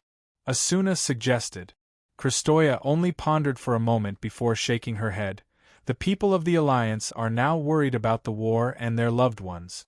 If we hold a banquet to celebrate it, it will cause disgust and damage the reputation of the Devers. "You're right, Princess Consort," Asuna said hurriedly. Kristoya reminded her again, "Don't use the term Princess Consort. Things haven't been completely confirmed yet, let's not be too pleased with ourselves." "Yes, I think it's better to use the old title, it makes people feel closer," Agnes interrupted. "Why don't we offer sacrifices to the gods at home tonight, thanking them for their blessings, and hoping that they will protect the Devers and allow them to return safely?" "That's a great suggestion, sister. We should offer sacrifices to Hades and thank him for protecting our husband." At the same time, Kristoya smiled as she looked at Agnes. "We have to offer sacrifices to Hera, to thank her for allowing me to give birth to a healthy Eunice. I hope she can bless you with a child as well. Agnes gently caressed her slightly protruding belly, revealing a motherly smile. Wow, wow, wow. At that moment, Eunice woke up in the cradle. "Oh, my little princess." Asuna rushed over and lifted the diaper to take a look. "She pooped, and there's quite a lot of it." As she spoke, she skillfully changed the diaper. Early in the morning, the people of Crotone were woken up by the sound of the bugle outside the city. "What happened?" "I'm afraid Syracuse is about to attack the city." The people looked at the city walls filled with soldiers anxiously. Suddenly, a black dot swept past the city wall. "Dodge!" The people reminded each other. They looked in the direction of the projectiles and scattered. They were already very familiar with the terrifying weapon Syracuse. Its attacks on Ciudad Crotone had not stopped for the past few days. But today's situation was obviously different from the previous 2 days. The projectiles flew past the city walls one after another, smashing into the streets near the city walls. Houses were quickly destroyed and rubble was everywhere. The people supported their injured relatives and scattered in all directions. The projectiles bombarded the city walls again and again, causing the stone to fall off piece by piece. Lucius, who was watching all this from the top of the city walls, began to feel anxious. Why isn't the Dionia's ballista team retaliating? Why are they letting the enemy fire the projectiles so recklessly?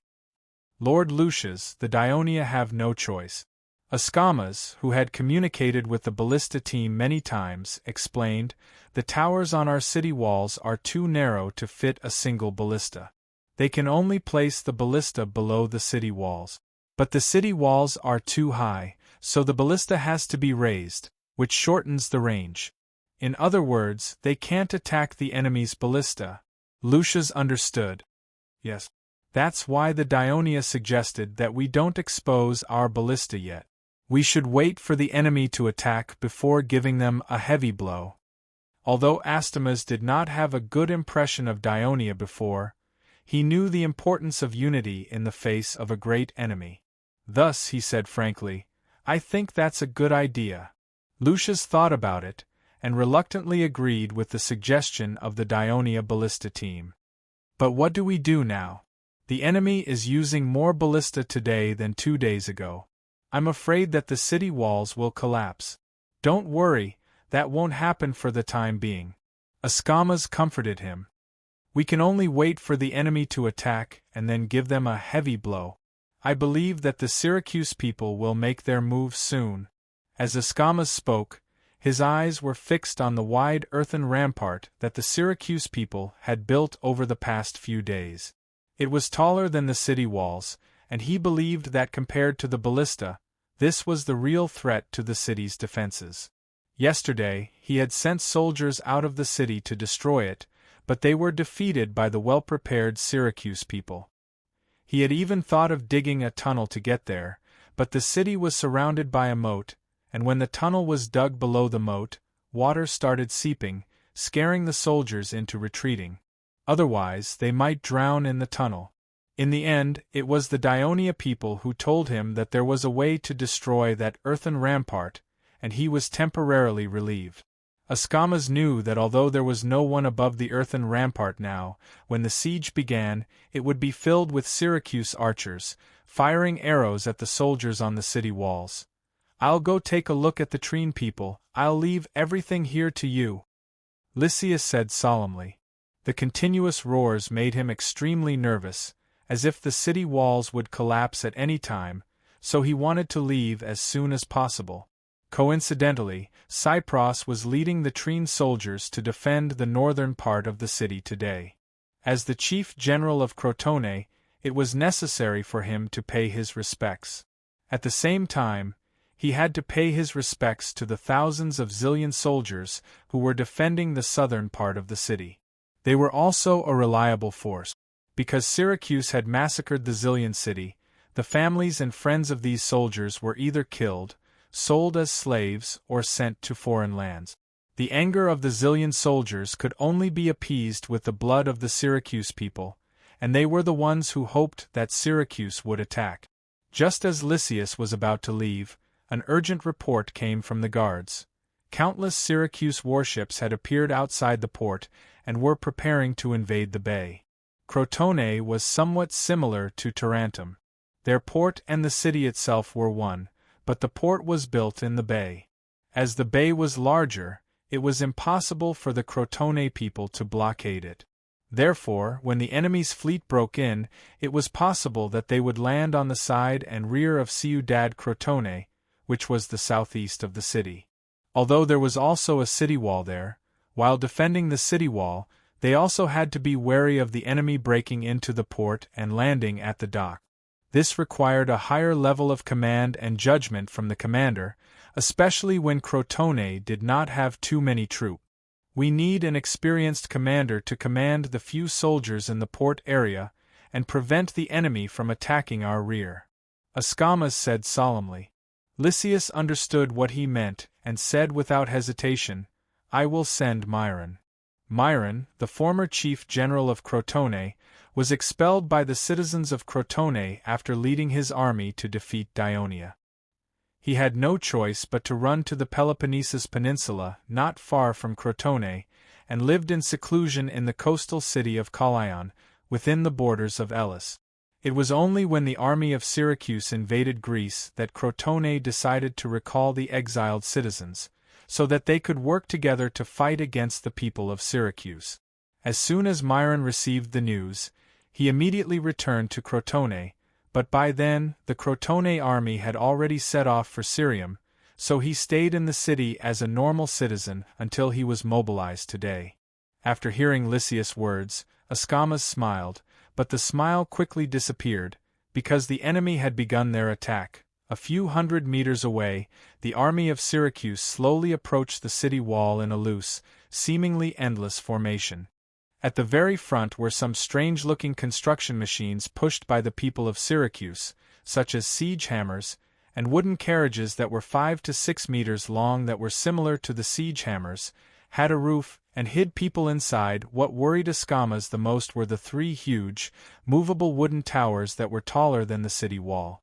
Although it was the first time Ascamas saw them in battle, a word immediately flashed through his mind: siege towers. He had heard that the people of Syracuse used siege towers to take down many of Carthage's cities in Sicily, but now that he saw the real thing, he was shocked. When the soldiers saw the huge engineering tower slowly approaching them, they were also shocked and at a loss of what to do. "Keep your spirits up!" Ascamas shouted, and continued to encourage the soldiers and himself. "Don't be fooled by the size of that thing, it can't cross the moat." "That's right, the monster can't cross the moat with the moat." The soldiers were temporarily relieved. Then, they saw the enemy's siege column stop advancing. Thousands of naked men walked out from it, carrying bags on their backs, and staggered towards the city wall. Behind them were fully armed light infantry of Syracuse, pushing the shielding carriages behind them. Could it be that they are the slaves of Syracuse, preparing to fill our moat? Charybdis and his companions around him had the same thought, and they gripped the javelins and bows in their hands tightly. Chapter 456. When the slaves staggered to the front of the antlers, the soldiers on top of the city wall started firing arrows. Instantly, screams could be heard from below the city wall. Just when Columbus and his men were about to draw their arrows and javelins again, the slaves below the city wall started shouting, "Don't shoot! I'm Siphanus, the son of Sippacus. I'm Perillus, the neighbor of Ascamas." The Crotone soldiers were stunned. The people below the city wall were not slaves, but their compatriots who were captured after the previous battle. "Damn you, Syracuse! You should go to hell, Dionysius!" Ascamas angrily punched the battlement. Blood instantly dyed his fist red. He did not expect Dionysius to ignore the Greek tradition and let the Greek captives be used as human shields during the siege. At this time, Dionysius, who had already followed the archers up the earthen rampart, looked down at the situation below the city wall with a cold smile on his face. After the previous battle, Syracuse had captured nearly 10,000 captive. After going through threats, beatings, fasting, and other torture, more than 2,000 people were willing to pull out the antlers below the city wall and fill up the moat for Syracuse in exchange for the promise that they would not be killed or sold as slaves. Among these 2,000 people, there were not only Crotone soldiers, but also a few Cilitinians and Trine people. However, there were no Dionia people. On one hand, the Dionia soldiers had the least number of captives, and more than half of them had been exchanged by Dionia. As for the remaining Bruttii captives, Dionysius had other uses for them. On the other hand, most of the pure Greeks and Lucanians were stubborn. Dionysius did not want to think about this annoying little problem. He was proud of the strategy he had used. He wanted to see how the Crotone people would deal with it. For this reason, he ordered the archers not to shoot first. He wanted to preserve their strength and arrows. When the whole army attacked, they would clear the obstacles on top of the city wall for the army. On top of the city wall, the aide-de-camp asked anxiously, "General, what should we do?" Escamas did not answer immediately. He let the guards bandage his left hand while he looked at the Crotone captives under the pressure of Syracuse. They walked to the moat and threw the soil bags they were carrying into the moat. Then, they turned back to destroy the antlers that the defenders had carefully placed. Escamas cursed these traitors in his heart, but he did not dare to order an attack on them because he remembered that the Crotone's former enemy, the Thurii, their chief general, Cunigarata, had saved the city by closing the city gate. Although he had saved the city, it resulted in the deaths of some of the citizen soldiers. Not only did the people not forgive him, they not only expelled Cunigarata, but they also harmed his family. Now that he had ordered the Crotone captives to be killed, even if the enemy's attack was repelled, the families of the thousands of dead would hate him in the future. He was afraid that his fate would be worse than Cunigarata's. Escamas was not a general who only knew how to fight. To be able to be elected as a general in Crotone, a powerful Greek state with tens of thousands of citizens, his political knowledge was not low. After quickly weighing the pros and cons, he said to his adjutant, "Go to the city hall immediately and tell the council about the situation here. Let them make a decision." After the adjutant left, Escamas saw that a small section of the moat was about to be cut off. He could not help but sigh and ordered his men, "Quickly find some ropes and hang them under the city wall. Let them grab them and climb up." He did not dare to open the city gate, afraid that the Syracuse people would take the opportunity to rush in. The soldiers hurriedly found ropes and hung them under the city wall. Then, they shouted at their compatriots, "Come here! Grab the ropes and climb up." Some of the captives heard this and ran over the filled moat. However, the light infantry of Syracuse immediately fired arrows at them. These weak captives who had never eaten their fill were easily shot down. The soldiers on the city wall retaliated angrily, but most of them could not hit the Syracuse people who hid behind the barricade. Instead, they accidentally injured their own compatriot. The captives did not dare to act rashly anymore. Seeing this, Escamas had no choice but to give up on trying to save his compatriot. The Crotone council was obviously not prepared for Syracuse to use the captives to attack the city. The debate was intense, but they could not come to a decision. This gave the people of Syracuse enough time to let the captives fill up a few sections of the moat and clear out the barricades on both sides of the moat. Escamas looked on gloomily, but he quickly forced himself to cheer up. "If that's the case, then let's fight face to face." As if they heard Escamas's inner cry, the captives were chased back and did not appear again. When Dionysius saw that everything was ready, he proudly gave the order from the high platform, "Attack!" As soon as he finished speaking, he felt something cold on his face. He reached out and touched it. It was actually water. "It's raining?" Dionysius looked up at the sky. The previously clear sky had become gloomy. Although it was only a small raindrop, Dionysius was a little worried. The weight of the siege towers would cause the soil to soften after being soaked in the rain, causing the wheels to sink into the mud and not be able to move. "Hurry up and attack," he ordered again. The bugle sounded. Stone bullets whizzed past the sky above Ciudad Crotone, and the black mass of enemies slowly surged forward like a tide. The sound of bugle horns, war drums, shouts, and footsteps mixed together, pounding against the eardrums of the defending soldiers, causing their breathing to quicken. "It's starting," Escamas whispered. He picked up the javelin and walked to the battlement. At this moment, a black dot suddenly swept past the sky above his head, followed by another. He suddenly widened his eyes and looked up. He heard the soldiers next to him shouting excitedly, "Our ballistae! Our ballistae are finally starting to show their power." "That's not Crotone's ballistae," Escamas thought to himself. However, seeing that the soldiers' morale was rising, he did not mind. Instead, he felt lucky. Fortunately, Dionia and Crotone were on the same side. The Crotone soldiers were excited, but the Syracuse soldiers were anxious, especially Dionysius. He saw with his own eyes that almost all the stone bullets that flew out of the city hit the siege towers not far away. He heard Phasapeses say, "Dionia also has ballistae." Since he did not see Crotone use it for the past 2 days, he thought that Dionia did not lend this powerful weapon to Crotone. Instead, they used it to defend against Asprustum. He did not expect Crotone to hide it until Syracuse attacked the city. "Cunning Crotone people," Dionysius cursed. He knew that the enemy's ballistae were aimed at the siege towers, but there was nothing he could do. "Inform our cannoneers to attack the areas inside the city where the ballistae could be." Although Dionysius had given the order, he knew that the accuracy of the ballistae was not high.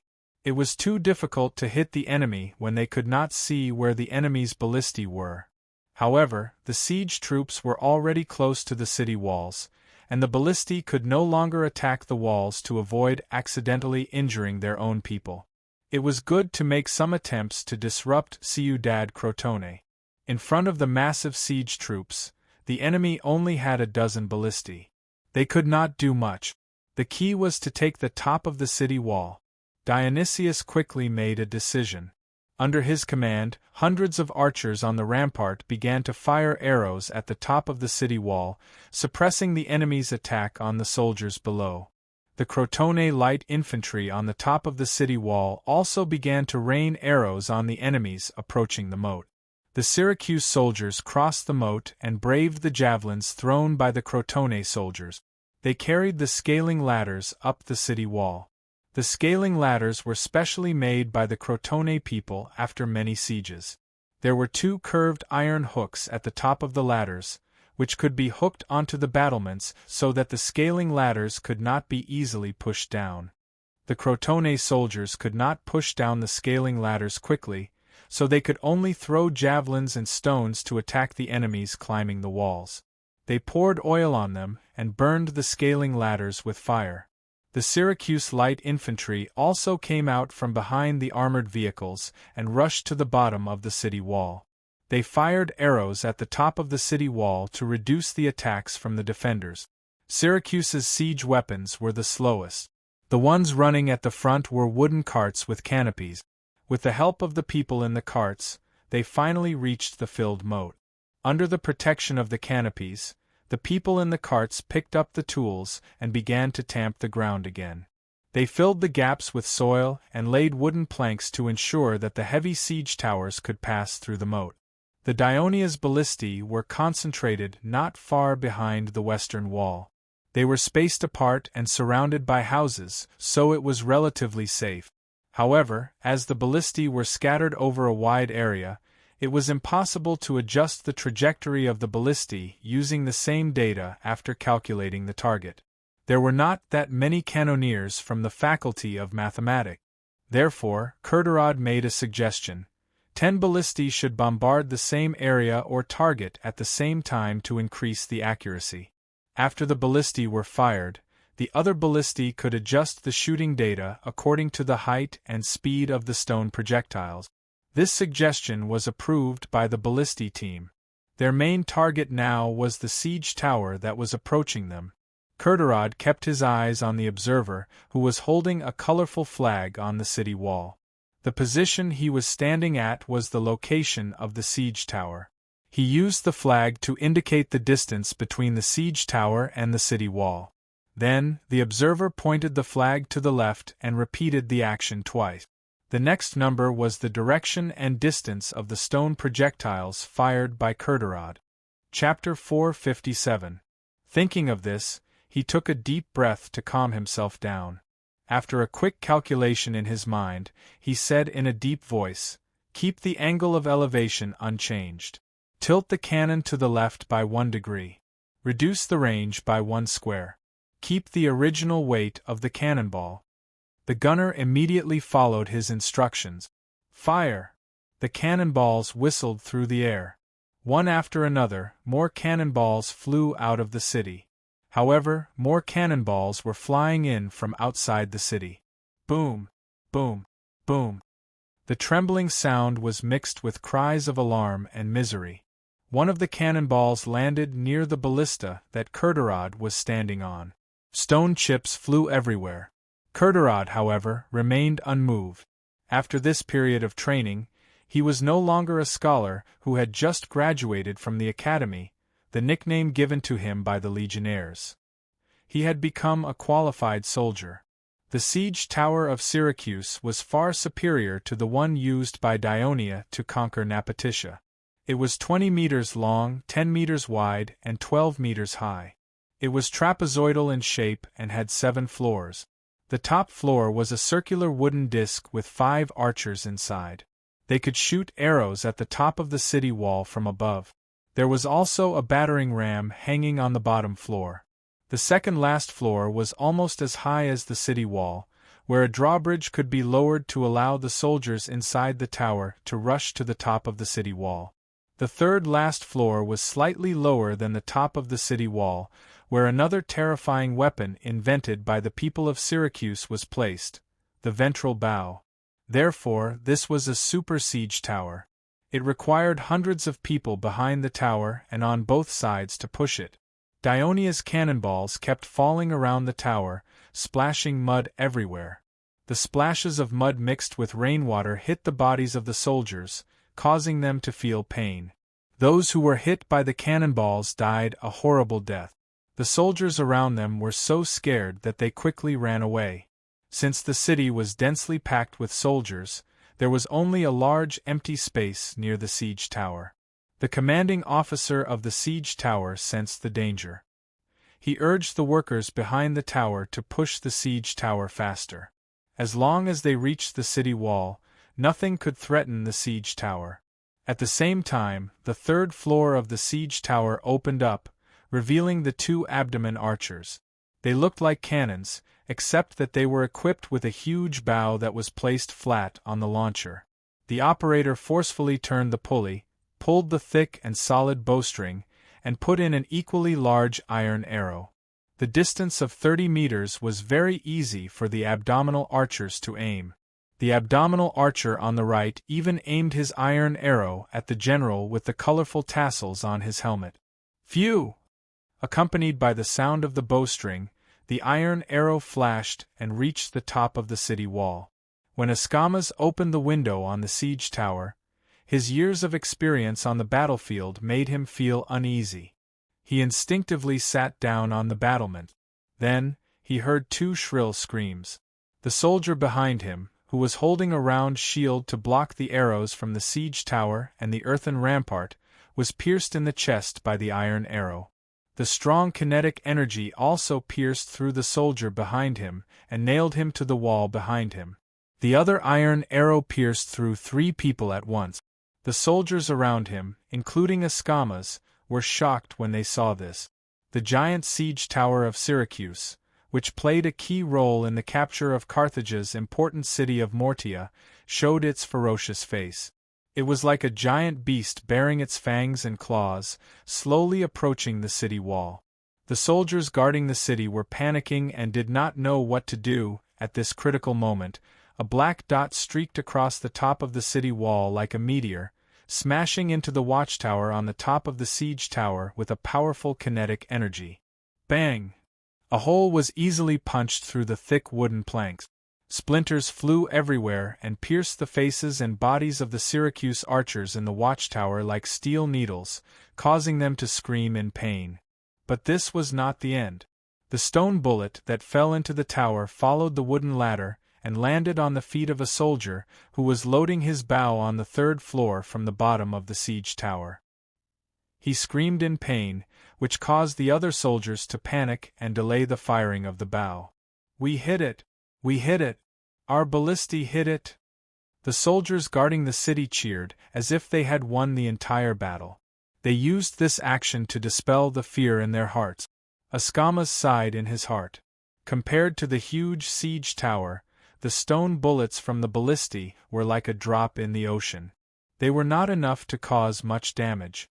Just as Escamas finished sighing, he saw one stone bullet after another flying towards the siege tower.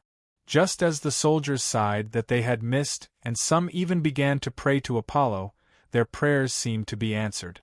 A stone bullet flew from the side and hit the middle of the siege tower, causing the enemy to cry out in shock.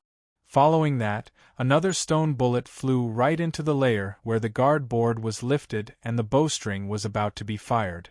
The bowstring shattered with a sound, all kinds of parts and wood shavings flew randomly in the narrow space, in exchange for the soldiers' blood-curdling screams and splatters of blood. Then, another stone bullet smashed into the lower part of the siege tower. Even though the soldiers were cheering non-stop, the siege tower, which had a few holes in it, was still slowly approaching the city wall. However, as it moved, the body of the tower began to shake. Loose wooden planks kept falling down, causing the laborers who were pushing the tower to scatter in panic. The siege tower began to collapse from top to bottom. Dionysius, who was standing on top of the rampart outside the city, looked at the scene with an ashen face. He knew that under his supervision, Phasapeses had gathered nearly 10,000 men under the command of the engineers to speed up the construction of the siege towers, and they had completed 3 in a few days. However, due to the lack of time, the siege towers were not very sturdy, and the impact of the stone cannons must have damaged the internal structure of the siege towers. "My lord, look! The siege tower has crossed the moat!" Damocles shouted excitedly to divert Dionysius's attention. "Our siege hammers have reached the bottom of the city. I think the walls of Crotone will tremble under its impact." Another subordinate said, not to be outdone. Indeed, the walls of Crotone were full of Syracuse soldiers. They attracted most of the attacks from the defenders, and the siege towers, siege hammers, and siege carts, the wooden wheelbarrows used to fortify the moat. When they reached the bottom of the city, the people in the carts could use tools such as pickaxes to dig out and loosen the toughest part of the walls, the stones, and cause the walls to collapse.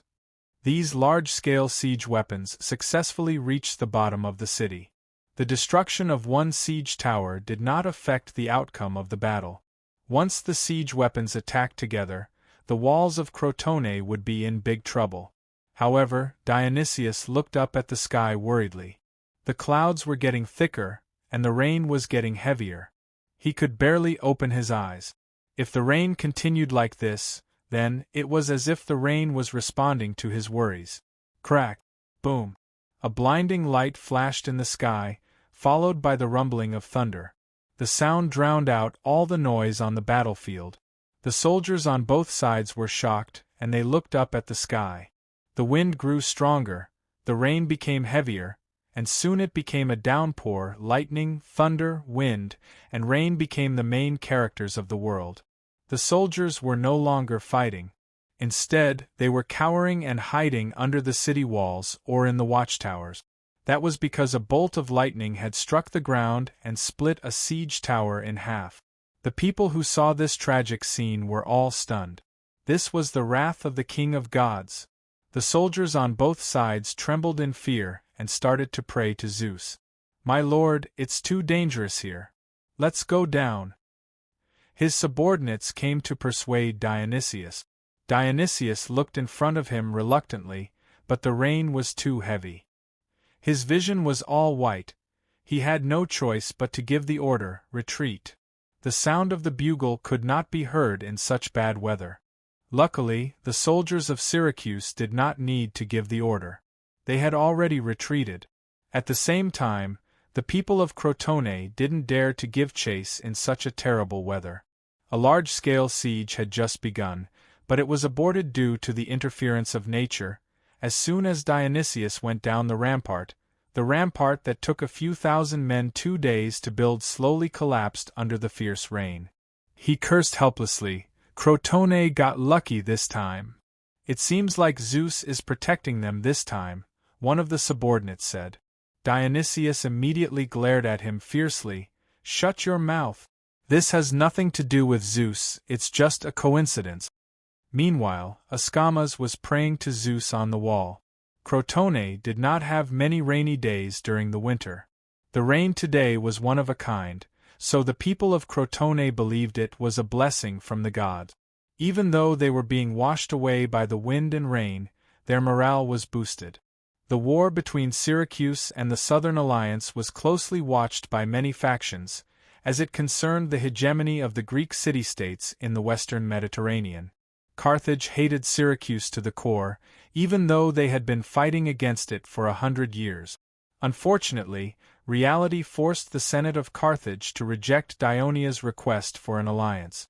Of course, they hoped that Syracuse's army would suffer a setback or even suffer heavy losses in the war. However, the news they received was that Syracuse was winning. Even Crotone and Dionia were in danger under the fierce attack of Dionysius's army. Carthage was even more afraid of Syracuse's strength.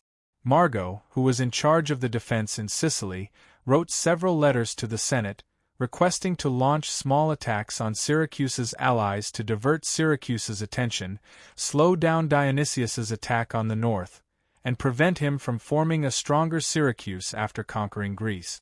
The Senate, headed by Hanno, rejected his proposal. To prevent him from acting recklessly, the Senate even sent an inspector to Sicily to supervise the mobilization of the Sicilian army. The Senate of Carthage watched the progress of the war in Greece with trepidation. Meanwhile, the Battle of Corinth on the Peloponnesus Peninsula was still ongoing. Chapter 458. Agesilaus only invited a few good friends as his distinguished guests to return to his mother's country that he had been away from for a long time, including Xenophon. While Agesilaus was treating his body, he also paid attention to the war in Corinth and the news from Greece. On this day, Xenophon visited Agesilaus' residence. Agesilaus warmly led him into the living room. As soon as he sat down, Xenophon expressed his heartfelt gratitude. "King Agesilaus, today, the Council of Elders informed me that they will accept me as an honored guest of Sparta and grant me a piece of land in Sicily. Thank you very much for your selfless help. You have finally given me, an exiled person, a home. Sicily, that's a good place. The land is fertile, and it's close to the forest. You can often see herds of wild deer, and it's near the Olympia in Elis. It'll be much more convenient for you to watch the Olympia in the future." Agesilaus smiled and congratulated him. Then, he said seriously, "Xenophon, this is Sparta's compensation to you. If you hadn't given your all to help Sparta, Athens wouldn't have expelled you. Sparta will not let down any friend who has helped it sincerely." Although Agesilaus spoke with sincerity, Xenophon no longer wanted to talk about the crime of treason that Athens had labeled him with. He changed the topic and said, "I wonder how the war in Corinth is progressing? According to the latest intelligence, the people of Corinth have suffered too many casualties and the land is barren. Many people are starting to get tired of the war. Some even secretly contacted Praxetes in an attempt to negotiate a truce." Agesilaus said, "That's a good thing. As long as we continue to strengthen our attacks, I believe that the pro-peace faction in Corinth will definitely grow stronger." Corinth will eventually side with Sparta, Xenophon said happily. But there's also bad news, Agesilaus said with a serious expression. Agesilaus said with a serious expression. The Corinthians and the Argos have secretly formed an alliance. Alliance? What kind of alliance? Xenophon asked curiously. Corinth and Argos were originally members of the anti-Sparta alliance. It seemed unnecessary for them to establish an alliance of their own. Just like what your good friend did in Greece, Corinth and Argos moved the boundary stone between the two cities, allowing the citizens of both cities to enjoy the same citizenship. They merged. Agesilaus said with a heavy tone. One had to know that Sparta and Argos had been enemies for centuries. Unlike Athens, even if Athens had lost the war, Sparta had only destroyed Athens' hegemony, had still given them a way to live. If Argos had lost the war, it would have lost a layer of skin even if it didn't die. That was because Argos had always been against Sparta. Even as far back as the Hippocratic War, all the city-states of the Peloponnesus Peninsula had joined the anti-Persia alliance and made Sparta the leader of the alliance to fight against Persia. Argos was the only one who didn't. It would rather become a spy for Persia in secret because of Sparta. Therefore, Sparta didn't want to see Argos' strength grow even the slightest bit. Xenophon was well aware of the complicated relationship. He thought about it and smiled. Actually, you don't have to worry. The establishment of an alliance between these two city-states might be a good thing for Sparta. Oh, tell me about it. Agesilaus' heart skipped a beat. He leaned forward and put on a posture of listening carefully. Now that the anti-Sparta alliance is working together to fight against Sparta, Thebes, Corinth, Athens, Megara, and Argos have all sent troops to fight. The merger of Corinth and Argos only made Argos more enthusiastic in aiding Corinth. However, Argos and Sparta are mortal enemies, so the pressure on Sparta hasn't increased much. On the contrary, Xenophon organized his words and said, Corinth and Argos are two city-states with a long history. Their political traditions, customs, and interests are deeply rooted and very different. For example, Corinth is a noble with power, while Argos is more like Sparta. Agesilaus nodded. He understood that Xenophon was talking about oligarchy. Corinth believes in Poseidon, while Argos admires Zeus and Agamemnon. The ancient city of Mycenae is in Argos, and the Argos often boast that they have ancient Greek royal blood and are nobler than Sparta. Corinth is mainly commercial, while Argos is farming. Corinth is shrewd and slick, while Argos is conservative and straightforward. These are two completely different city-states. Now that they have merged together in a hurry, it must be a decision made by the rulers of the two city-states under the pressure of Sparta's attack. However, it may cause more conflicts and contradictions between the people of the two city-states, causing the resentful people of Corinth to lean towards Sparta. Agesilaus' eyes lit up. Xenophon, what you said makes a lot of sense. I will convey your opinion to the other elders at tomorrow's Elders' Council meeting. He stood up excitedly, paced back and forth, and said, In addition, I will write a letter to Prositac, telling him not to attack Corinth too hastily, but to send more people to sow discord and contact Corinth's opponents. Xenophon nodded secretly. This was why he was willing to follow Agesilaus. There was no lack of power struggles between the two kings of Sparta. The most famous one was the struggle between Cleomenes and Demaratos before the Hippocratic War. The reason why Pausanias attacked Lysander was not only because he was worried that he would threaten the royal power, but also because Lysander fully supported the other Sparta king, Agesilaus. And this time, the Elder Council used the excuse of recuperation to transfer Agesilaus, who was leading the army in the front line, back and replaced him with the confidant of the new king, Agesipolis. The reason behind this was probably worth investigating, but Agesilaus still gave Prositac advice regardless of the past, which showed his breadth of mind.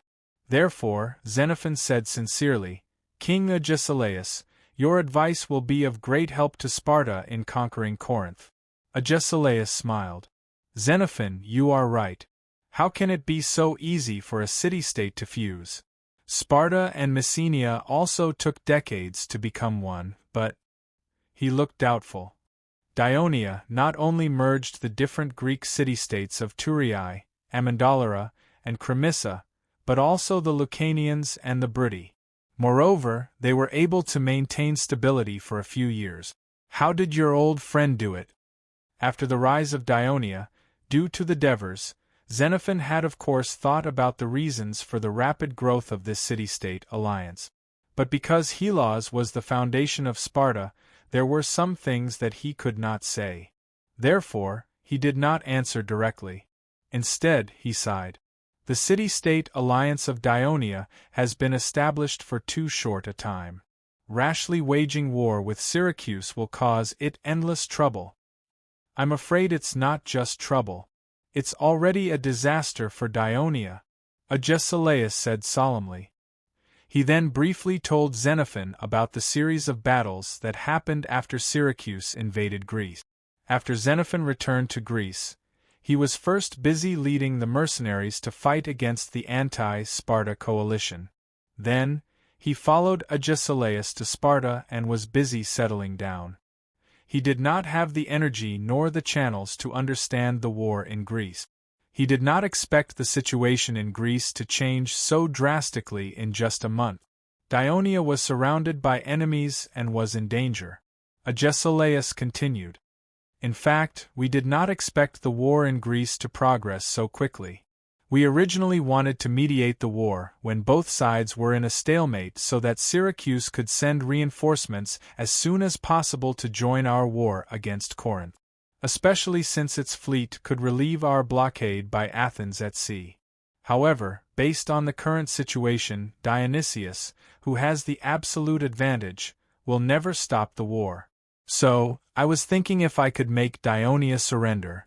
Xenophon really thought that Agesilaus wanted Greece to end the war as soon as possible so that Syracuse could assist Sparta. Of course, he did not know that there was another important reason in Agesilaus' heart. A stronger Syracuse was not what Sparta wanted to see, because it was very likely that it would not be willing to cooperate with Sparta anymore. Therefore, keeping Dionia, which could threaten Syracuse, was beneficial to the balance of power in the Western Mediterranean. It could also prevent the situation in the Western Mediterranean from getting out of Sparta's control. Xenophon recalled the days when he and the young mercenary leader were fighting and fleeing in Persia a few years ago. The more difficult the situation was, the stronger his fighting spirit was, and he could often think of good ways to help the mercenaries out of trouble. Therefore, he reminded Agesilaus, based on my understanding of the Devers, he will not accept the suggestion of Dionia surrendering to Syracuse. He will definitely fight to the death. Agesilaus sighed. No matter what, we have to give it a try. What do you think of sending Callisthorpes to Thurii? Callisthorpes. Xenophon could no longer form a clear image of the Sparta censor who had fought together in Persia. Ever since Callisthorpes returned to Sparta with Tiburon, it had been 3 to 4 years. Xenophon had not seen him again. He lamented, in Persia, Callisthorpes had a good relationship with the Devers. Chapter 459. In the southwest corner of the city of Athens, on a hillside that used to be called Pre, the people of Athens built a magnificent meeting hall 100 years ago to celebrate the overthrow of the tyrant Pisistratus. It could accommodate 500 people at the same time. It faced the Acropolis of Athens not far to the east and was next to the once famous Mount Ares Council. It was a symbol of the people of Athens turning over.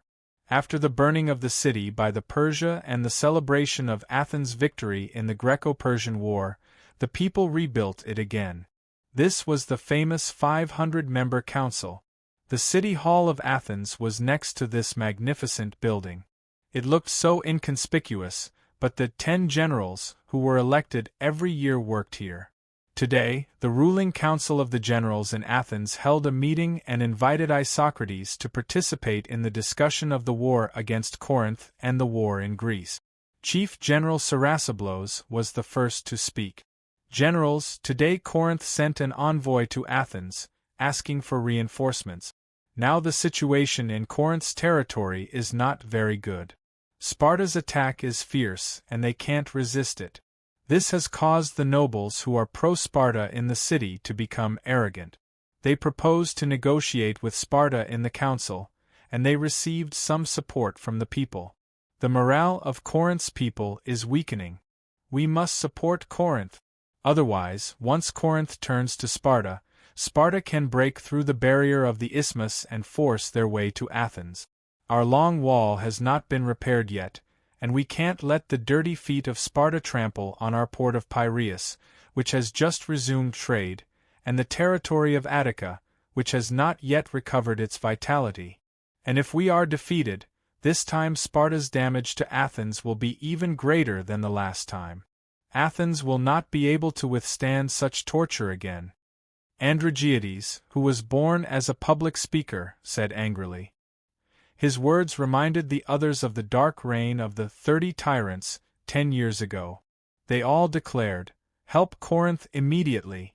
Send more soldiers to support Corinth and stop Sparta's attack." It's not enough to stop Sparta. Since the beginning of the war, our allied forces have never defeated Sparta in the wild. In the long run, the morale of the allied army would only get lower and lower. The city-states that hated Sparta would also lose the courage to resist. Therefore, we must defeat Sparta in order to win this war. A younger general said loudly. It's not that easy to defeat Sparta on land, Iphicrates. General Conon, the loser of the Battle of Ram River and the victor of the Battle of Nedoan Sea, who brought back a large fleet from Athens, sighed. If we could defeat Sparta on land, with our invincible navy, Sparta would not be so arrogant today. So, I ask the council to authorize me to lead the troops I have trained to support Corinth. I will do my best to defeat Sparta, Iphicrates said firmly.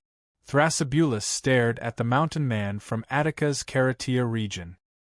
He knew that Sparta had ravaged Attica during the Peloponnesus War. Iphicrates hated Sparta very much, and he had been studying how to defeat Sparta's heavy infantry. The troops you have trained? You mean the army of nearly 1,000 Cerathrian light shieldsmen and Cretan archers? Can these light infantries defeat the Spartans? We have to admit that compared to the Sparta who have received cruel training since young, our citizen soldiers are no match for them. But the heavy infantry also has its flaws. They move slowly and cannot move easily. So, we let the agile light infantry throw javelins and arrows at them from a distance. The heavy infantry can't catch up with the light infantry and can only passively take a beating. Iphicrates said confidently, I believe you have all heard of the Archon Devers of Dionia. He is known as the undefeated general by the Greeks. He is a man who is good at using light infantry. I have heard that he has also organized light infantry into separate battalions. Especially during the Second War with Crotone, he made full use of the light infantry and defeated the flanks of Crotone's heavy infantry, which eventually led to the defeat of Crotone. So, I am confident that I can use this light infantry to defeat Sparta. Serasiblos listened and looked at Conon.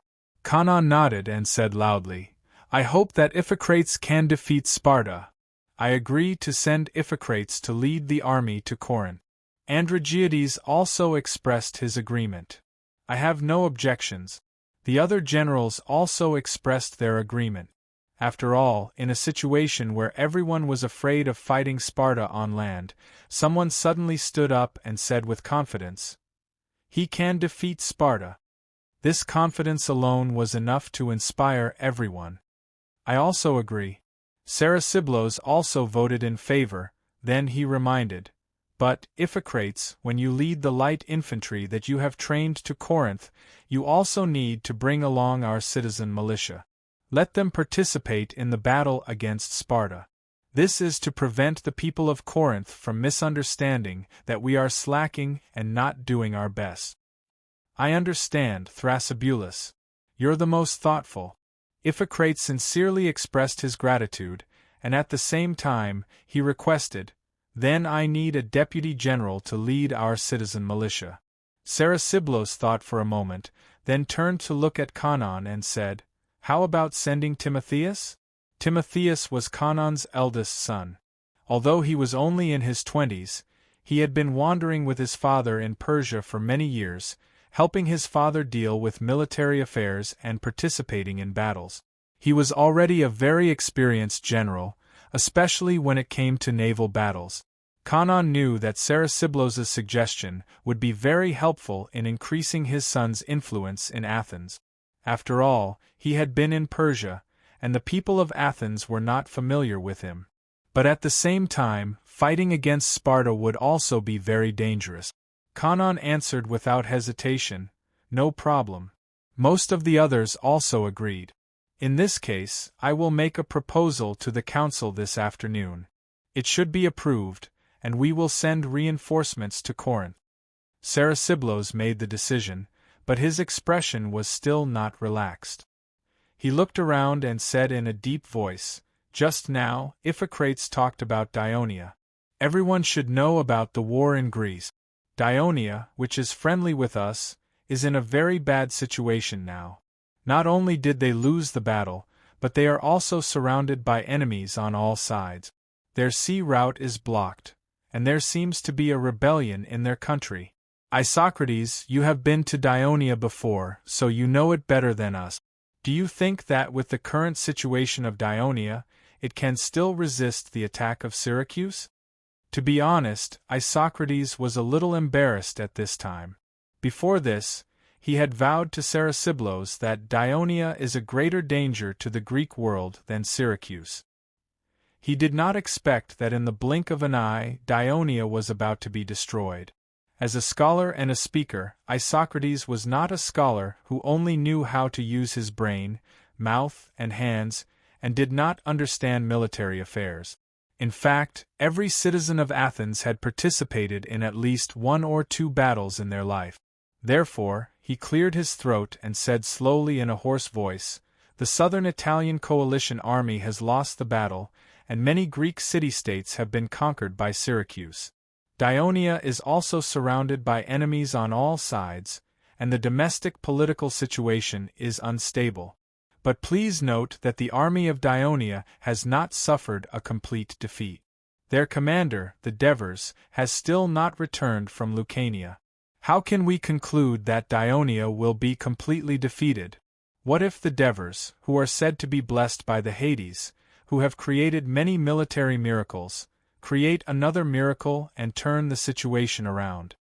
If there is a miracle, of course we will all be happy, because it will be beneficial to Athens.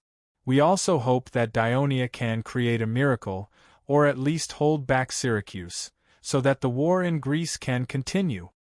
Psaresiblos said with a serious expression, "But we also have to be prepared for Dionia to be conquered by Syracuse. Once the war in Greece is over, Diogenes is likely to agree to Sparta's request and send Syracuse's navy and land forces to aid Sparta. I heard that Syracuse has more than 400 triple or warships.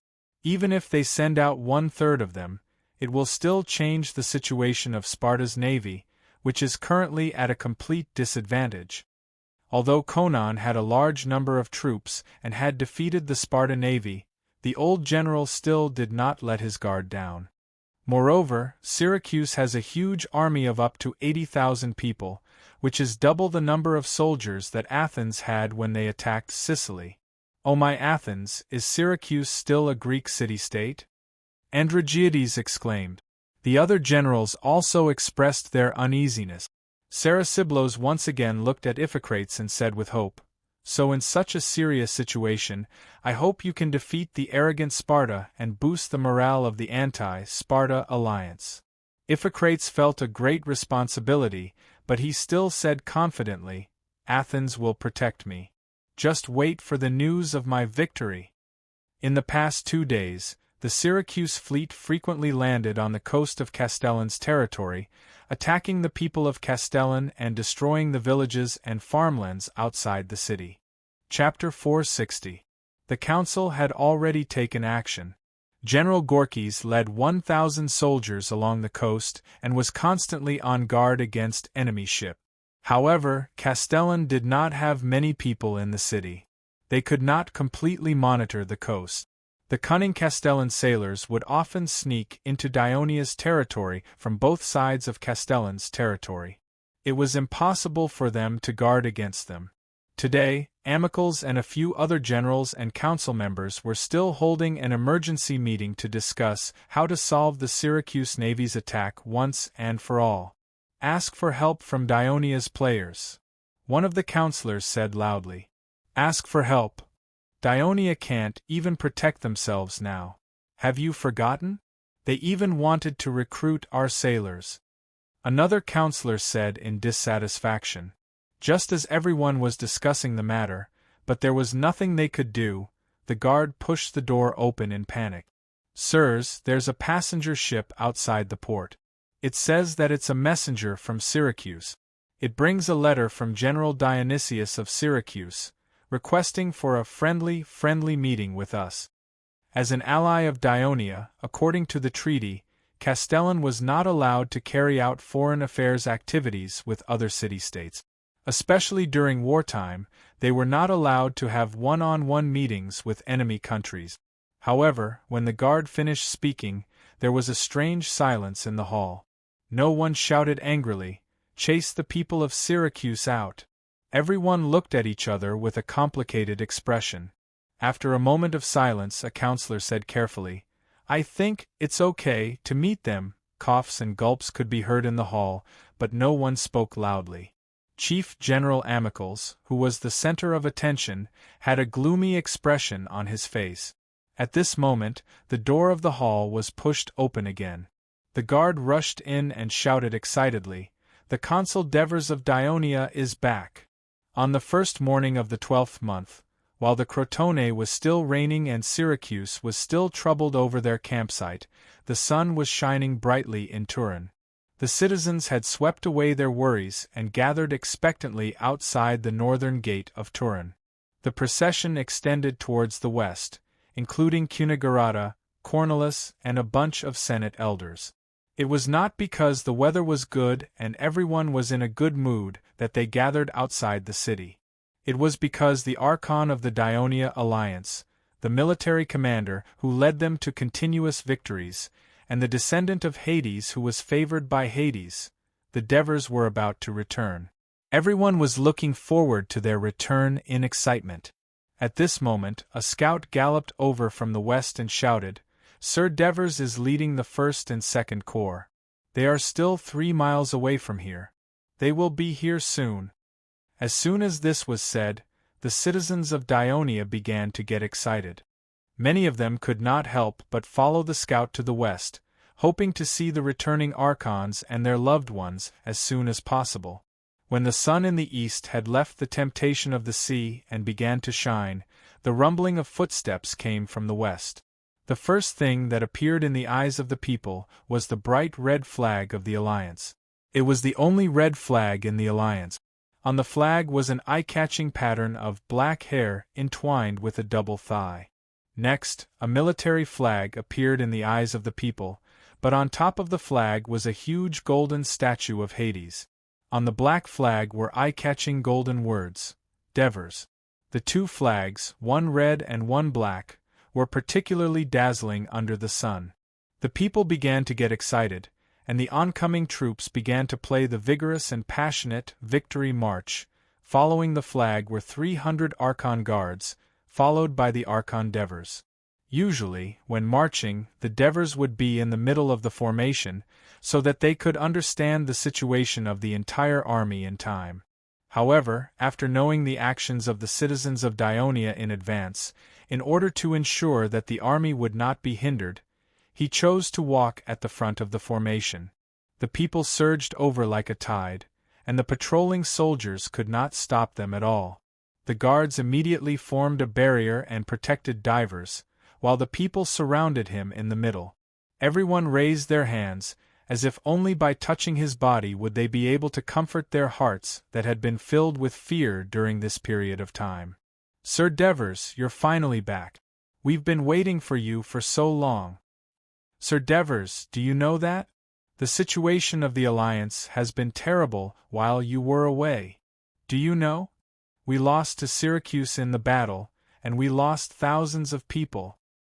Sir Devers, the damned Tarantum betrayed the Alliance, attacked our allies, and plundered our land. They destroyed the farmlands of Amendola. Sir Devers, we took care of the British so much, but they betrayed us at our most difficult time. Please think of a way to punish these rebellious Prussians." "Sir Devers, I'm from Cremissa. The foreign cavalry hired by Syracuse burned our villages and slaughtered the citizens who could not hide in the city. They are a group of man-eating beasts. When will you chase them away and give Cremissa peace and tranquility?" "Sir Devers, I live on the south bank of the Crotty River. These few days, Syracuse's fleet often landed on the coast and raided our villages. Our village is too close to the coast, so it was plundered by Syracuse. Many of my neighbors died in the hands of the enemy. You must avenge us." The cries were filled with sincerity, like a crying child's joy at the return of a loving mother. The cries were filled with anticipation, like a child in trouble seeking help from a strict father. As the Devers listened, his expression became heavier. Tears welled up in his eyes as he said emotionally, "People of Dionia, my brothers and sisters, follow me to the square. I will give you an answer when we reach the square." After the people heard this, they reminded each other to stop making noise and shouted in unison, "Go to the square! Follow Sir Devers to the square!" Thousands of people quietened down. They no longer blocked the roads, but followed the army into the city. "This is our consul." Seeing this, Cunegurata was filled with emotion. After all, the elders had been working hard for the Alliance every day, but when they encountered real difficulties, the first person they thought of and looked forward to was still the young consul in front of them, and the Devers was the only one who could calm the anxiety and anger in the hearts of the people. All the elders were overshadowed by his dazzling brilliance. From this, it seemed that it was only natural for him to be king. Cunegurata watched the Devers approach with mixed feelings. "Sir Cunegurata, Sir Cornelis, you have worked hard all this time." The Devers sat on their horses and sincerely thanked the elders. "Sir Consul, thank you for defeating the Simonians. We have been looking forward to your return." Cunegurata and the other elders respectfully returned the gesture. Under such circumstances, it was not convenient for both sides to say more, so they followed the consul into the city together. Although the Devers led the two legions to victory, it was still a time of war, and the Alliance was in a precarious situation. The Senate did not hold a triumphal ceremony for them, and the Devers did not apply for it. But when they passed through the first triumphal arch, the soldiers held their heads high and straightened their chests to the stirring music. And the people gradually discovered the abnormality of the victorious army. There were more than a dozen carts in the middle of the army, loaded with spears, javelins, shields, and armor. The style was somewhat different from the Dionia army. Behind the carts, thousands of naked men were being escorted by the soldiers. Their appearance was also different from several races in the Dionia alliance. It was only then that the people, who were anxious about the current predicament and hoped that the army could protect them, suddenly remembered that the army led by Lord Divers had defeated the Samni in the north, that even the Lucanians feared, and had a large number of people. So the anxiety of the people was temporarily relieved, and they began to cheer for the soldiers. The Devers rode on horseback, his mind spinning quickly. In fact, last night, when the army walked out of the mountain pass, he learned everything that happened in Dionia from the people sent by Aristyras. Being elected as king by the people was something he had planned before he left with his team. The assassination made him realize that the safety of himself and his family was under serious threat. He needed to provide stronger protection for his family, and that was to separate himself from the people, to sanctify himself, and to become a royal family that was superior to the rest, but the Devers did not expect things to go so smoothly and so fast, and all this was thanks to their mortal enemy, Syracuse. Yes, the Devers had paid enough attention to Dionysius, but they still underestimated the tyrant of Sicily.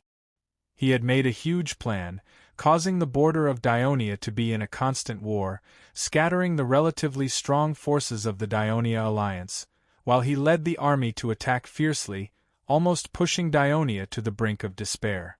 Whether it was to successfully sit on the throne or to save the people in danger, the Devers must quickly come up with a way to break the crisis created by Syracuse and give the people confidence.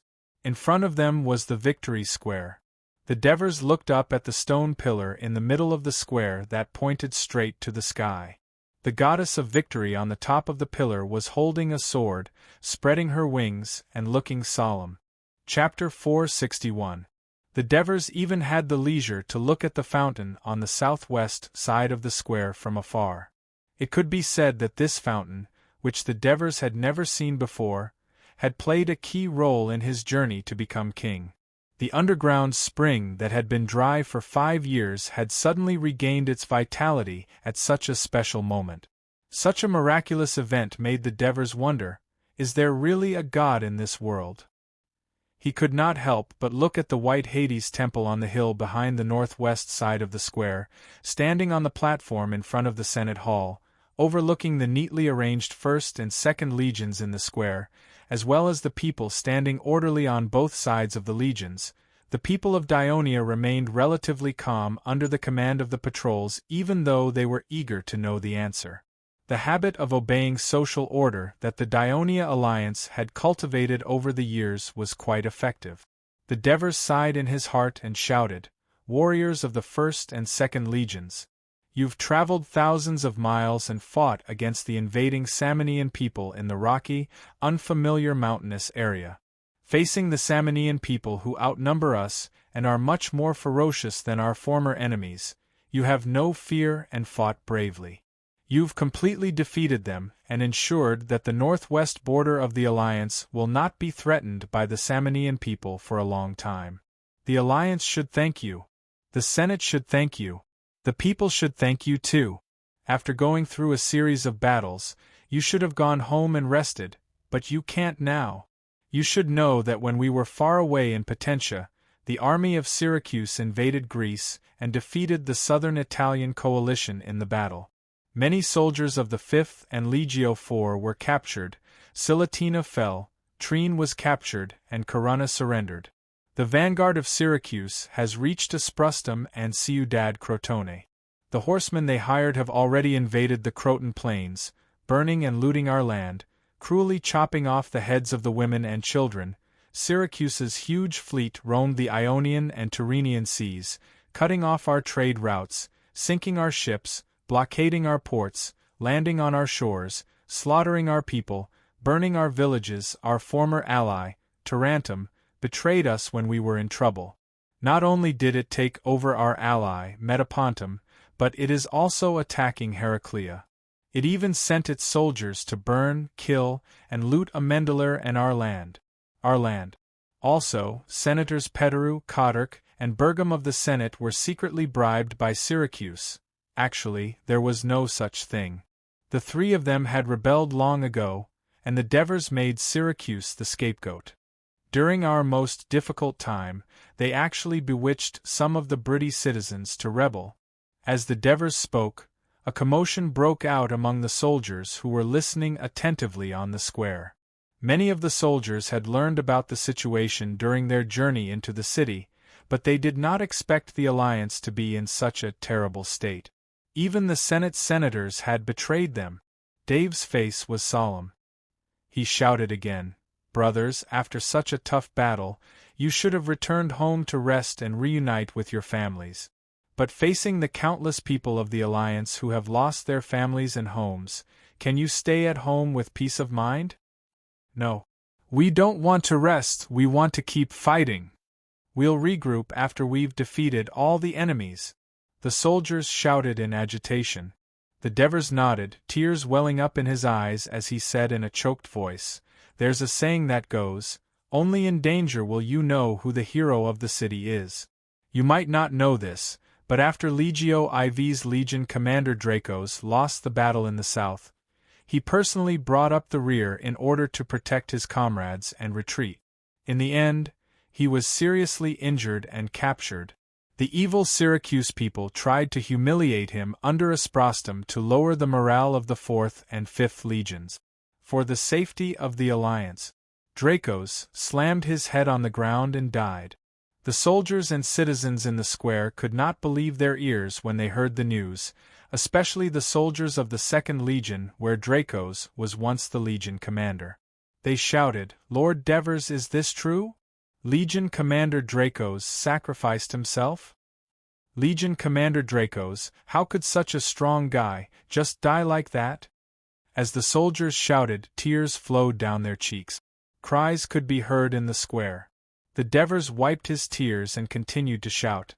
Before Legion Commander Dracos died, he shouted, "Long live the Legion of Dionysia! Avenge me!" This was his hope for us.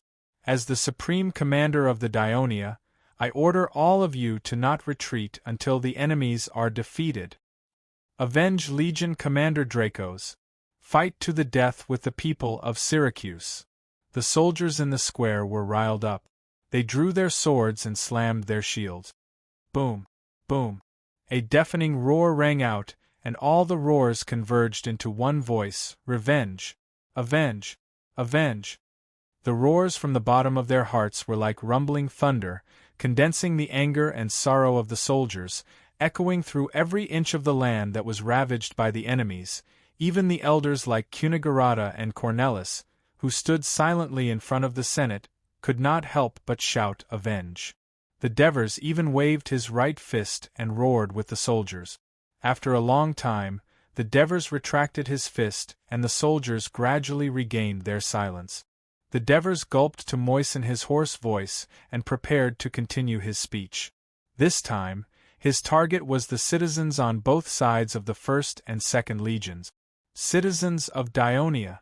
The alliance has grown from a tiny Amendola to the vast territory of Dionia. Although it has only been 4 to 5 years, we have been through many dangers and faced many threats from powerful enemies. We have united as one and finally defeated the enemies. We have overcome the difficulties and made it through. That is why Dionia is what it is today. Today, an even more powerful enemy stands in our way. Syracuse is jealous of our rapid rise and wants to kill us completely to prevent our alliance from growing into a nation that can threaten its hegemony. You have to understand that this is no longer a question of whether we will stop the war or surrender, but the key to survival is either you die or I live. Therefore, the people of Syracuse have mobilized all their forces and spent a huge amount of money and resources to launch this grand war. They want to completely destroy our alliance, occupy our land, and turn us and our children into slaves, just like how they destroyed Silatina. The Devers paused. The square was dead silent. Both the soldiers and the citizens recalled the tragic scenes described by the Devers. Their faces turned pale and they shuddered. "Citizens!" Diver's voice softened a little. "I know that in this war that has just begun, some of you have lost your family, some of you have lost your friends, some of you have lost your homes, some of you have lost your land, and we may lose even more in the future. However, we have no other choice. In order to prevent us and our descendants from suffering such a tragic fate, we must bravely fight against the cruel people of Syracuse to the end. As long as we unite, the citizens who have food to eat will help the hungry, the citizens who have shelter will help the citizens who have no shelter. We will help each other like a family and overcome this crisis. I, the Devers, the Consul of the Alliance, promise you that you will soon hear news of victory. After the dark night comes the light. After we overcome this crisis, the Alliance of Dionia will have a more glorious tomorrow." The Devers' final promise excited the depressed citizens. "Sir Devers, we will never be slaves. We will fight with you to the end." Sir Devers, as long as you are with us, I believe that we will win. That's right, Sir Devers is blessed by God. With the blessing of Hades, we will not fail. Everyone, don't forget the oracle that Hades gave us. Just as the citizens were shouting excitedly, a voice suddenly reminded them.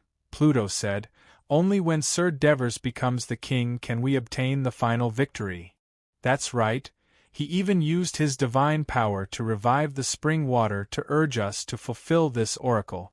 Another voice shouted. The soldiers of the Legion were at a loss as they listened to the citizens talking excitedly on both sides. Oracle, Sir Devers becomes the king, and so on. Antonius vaguely guessed something. He looked up at the Devers on the platform in front of him. The Devers calmly looked down at the square that had become a little chaotic. Behind him, Cunigarata, Cornelius, and the other elders looked nervous. At that moment, a shocking sentence was shouted from the mouths of countless citizens: "Let Sir Devers be the king! Let Sir Devers be the king! King Devers! King Devers! King Devers!"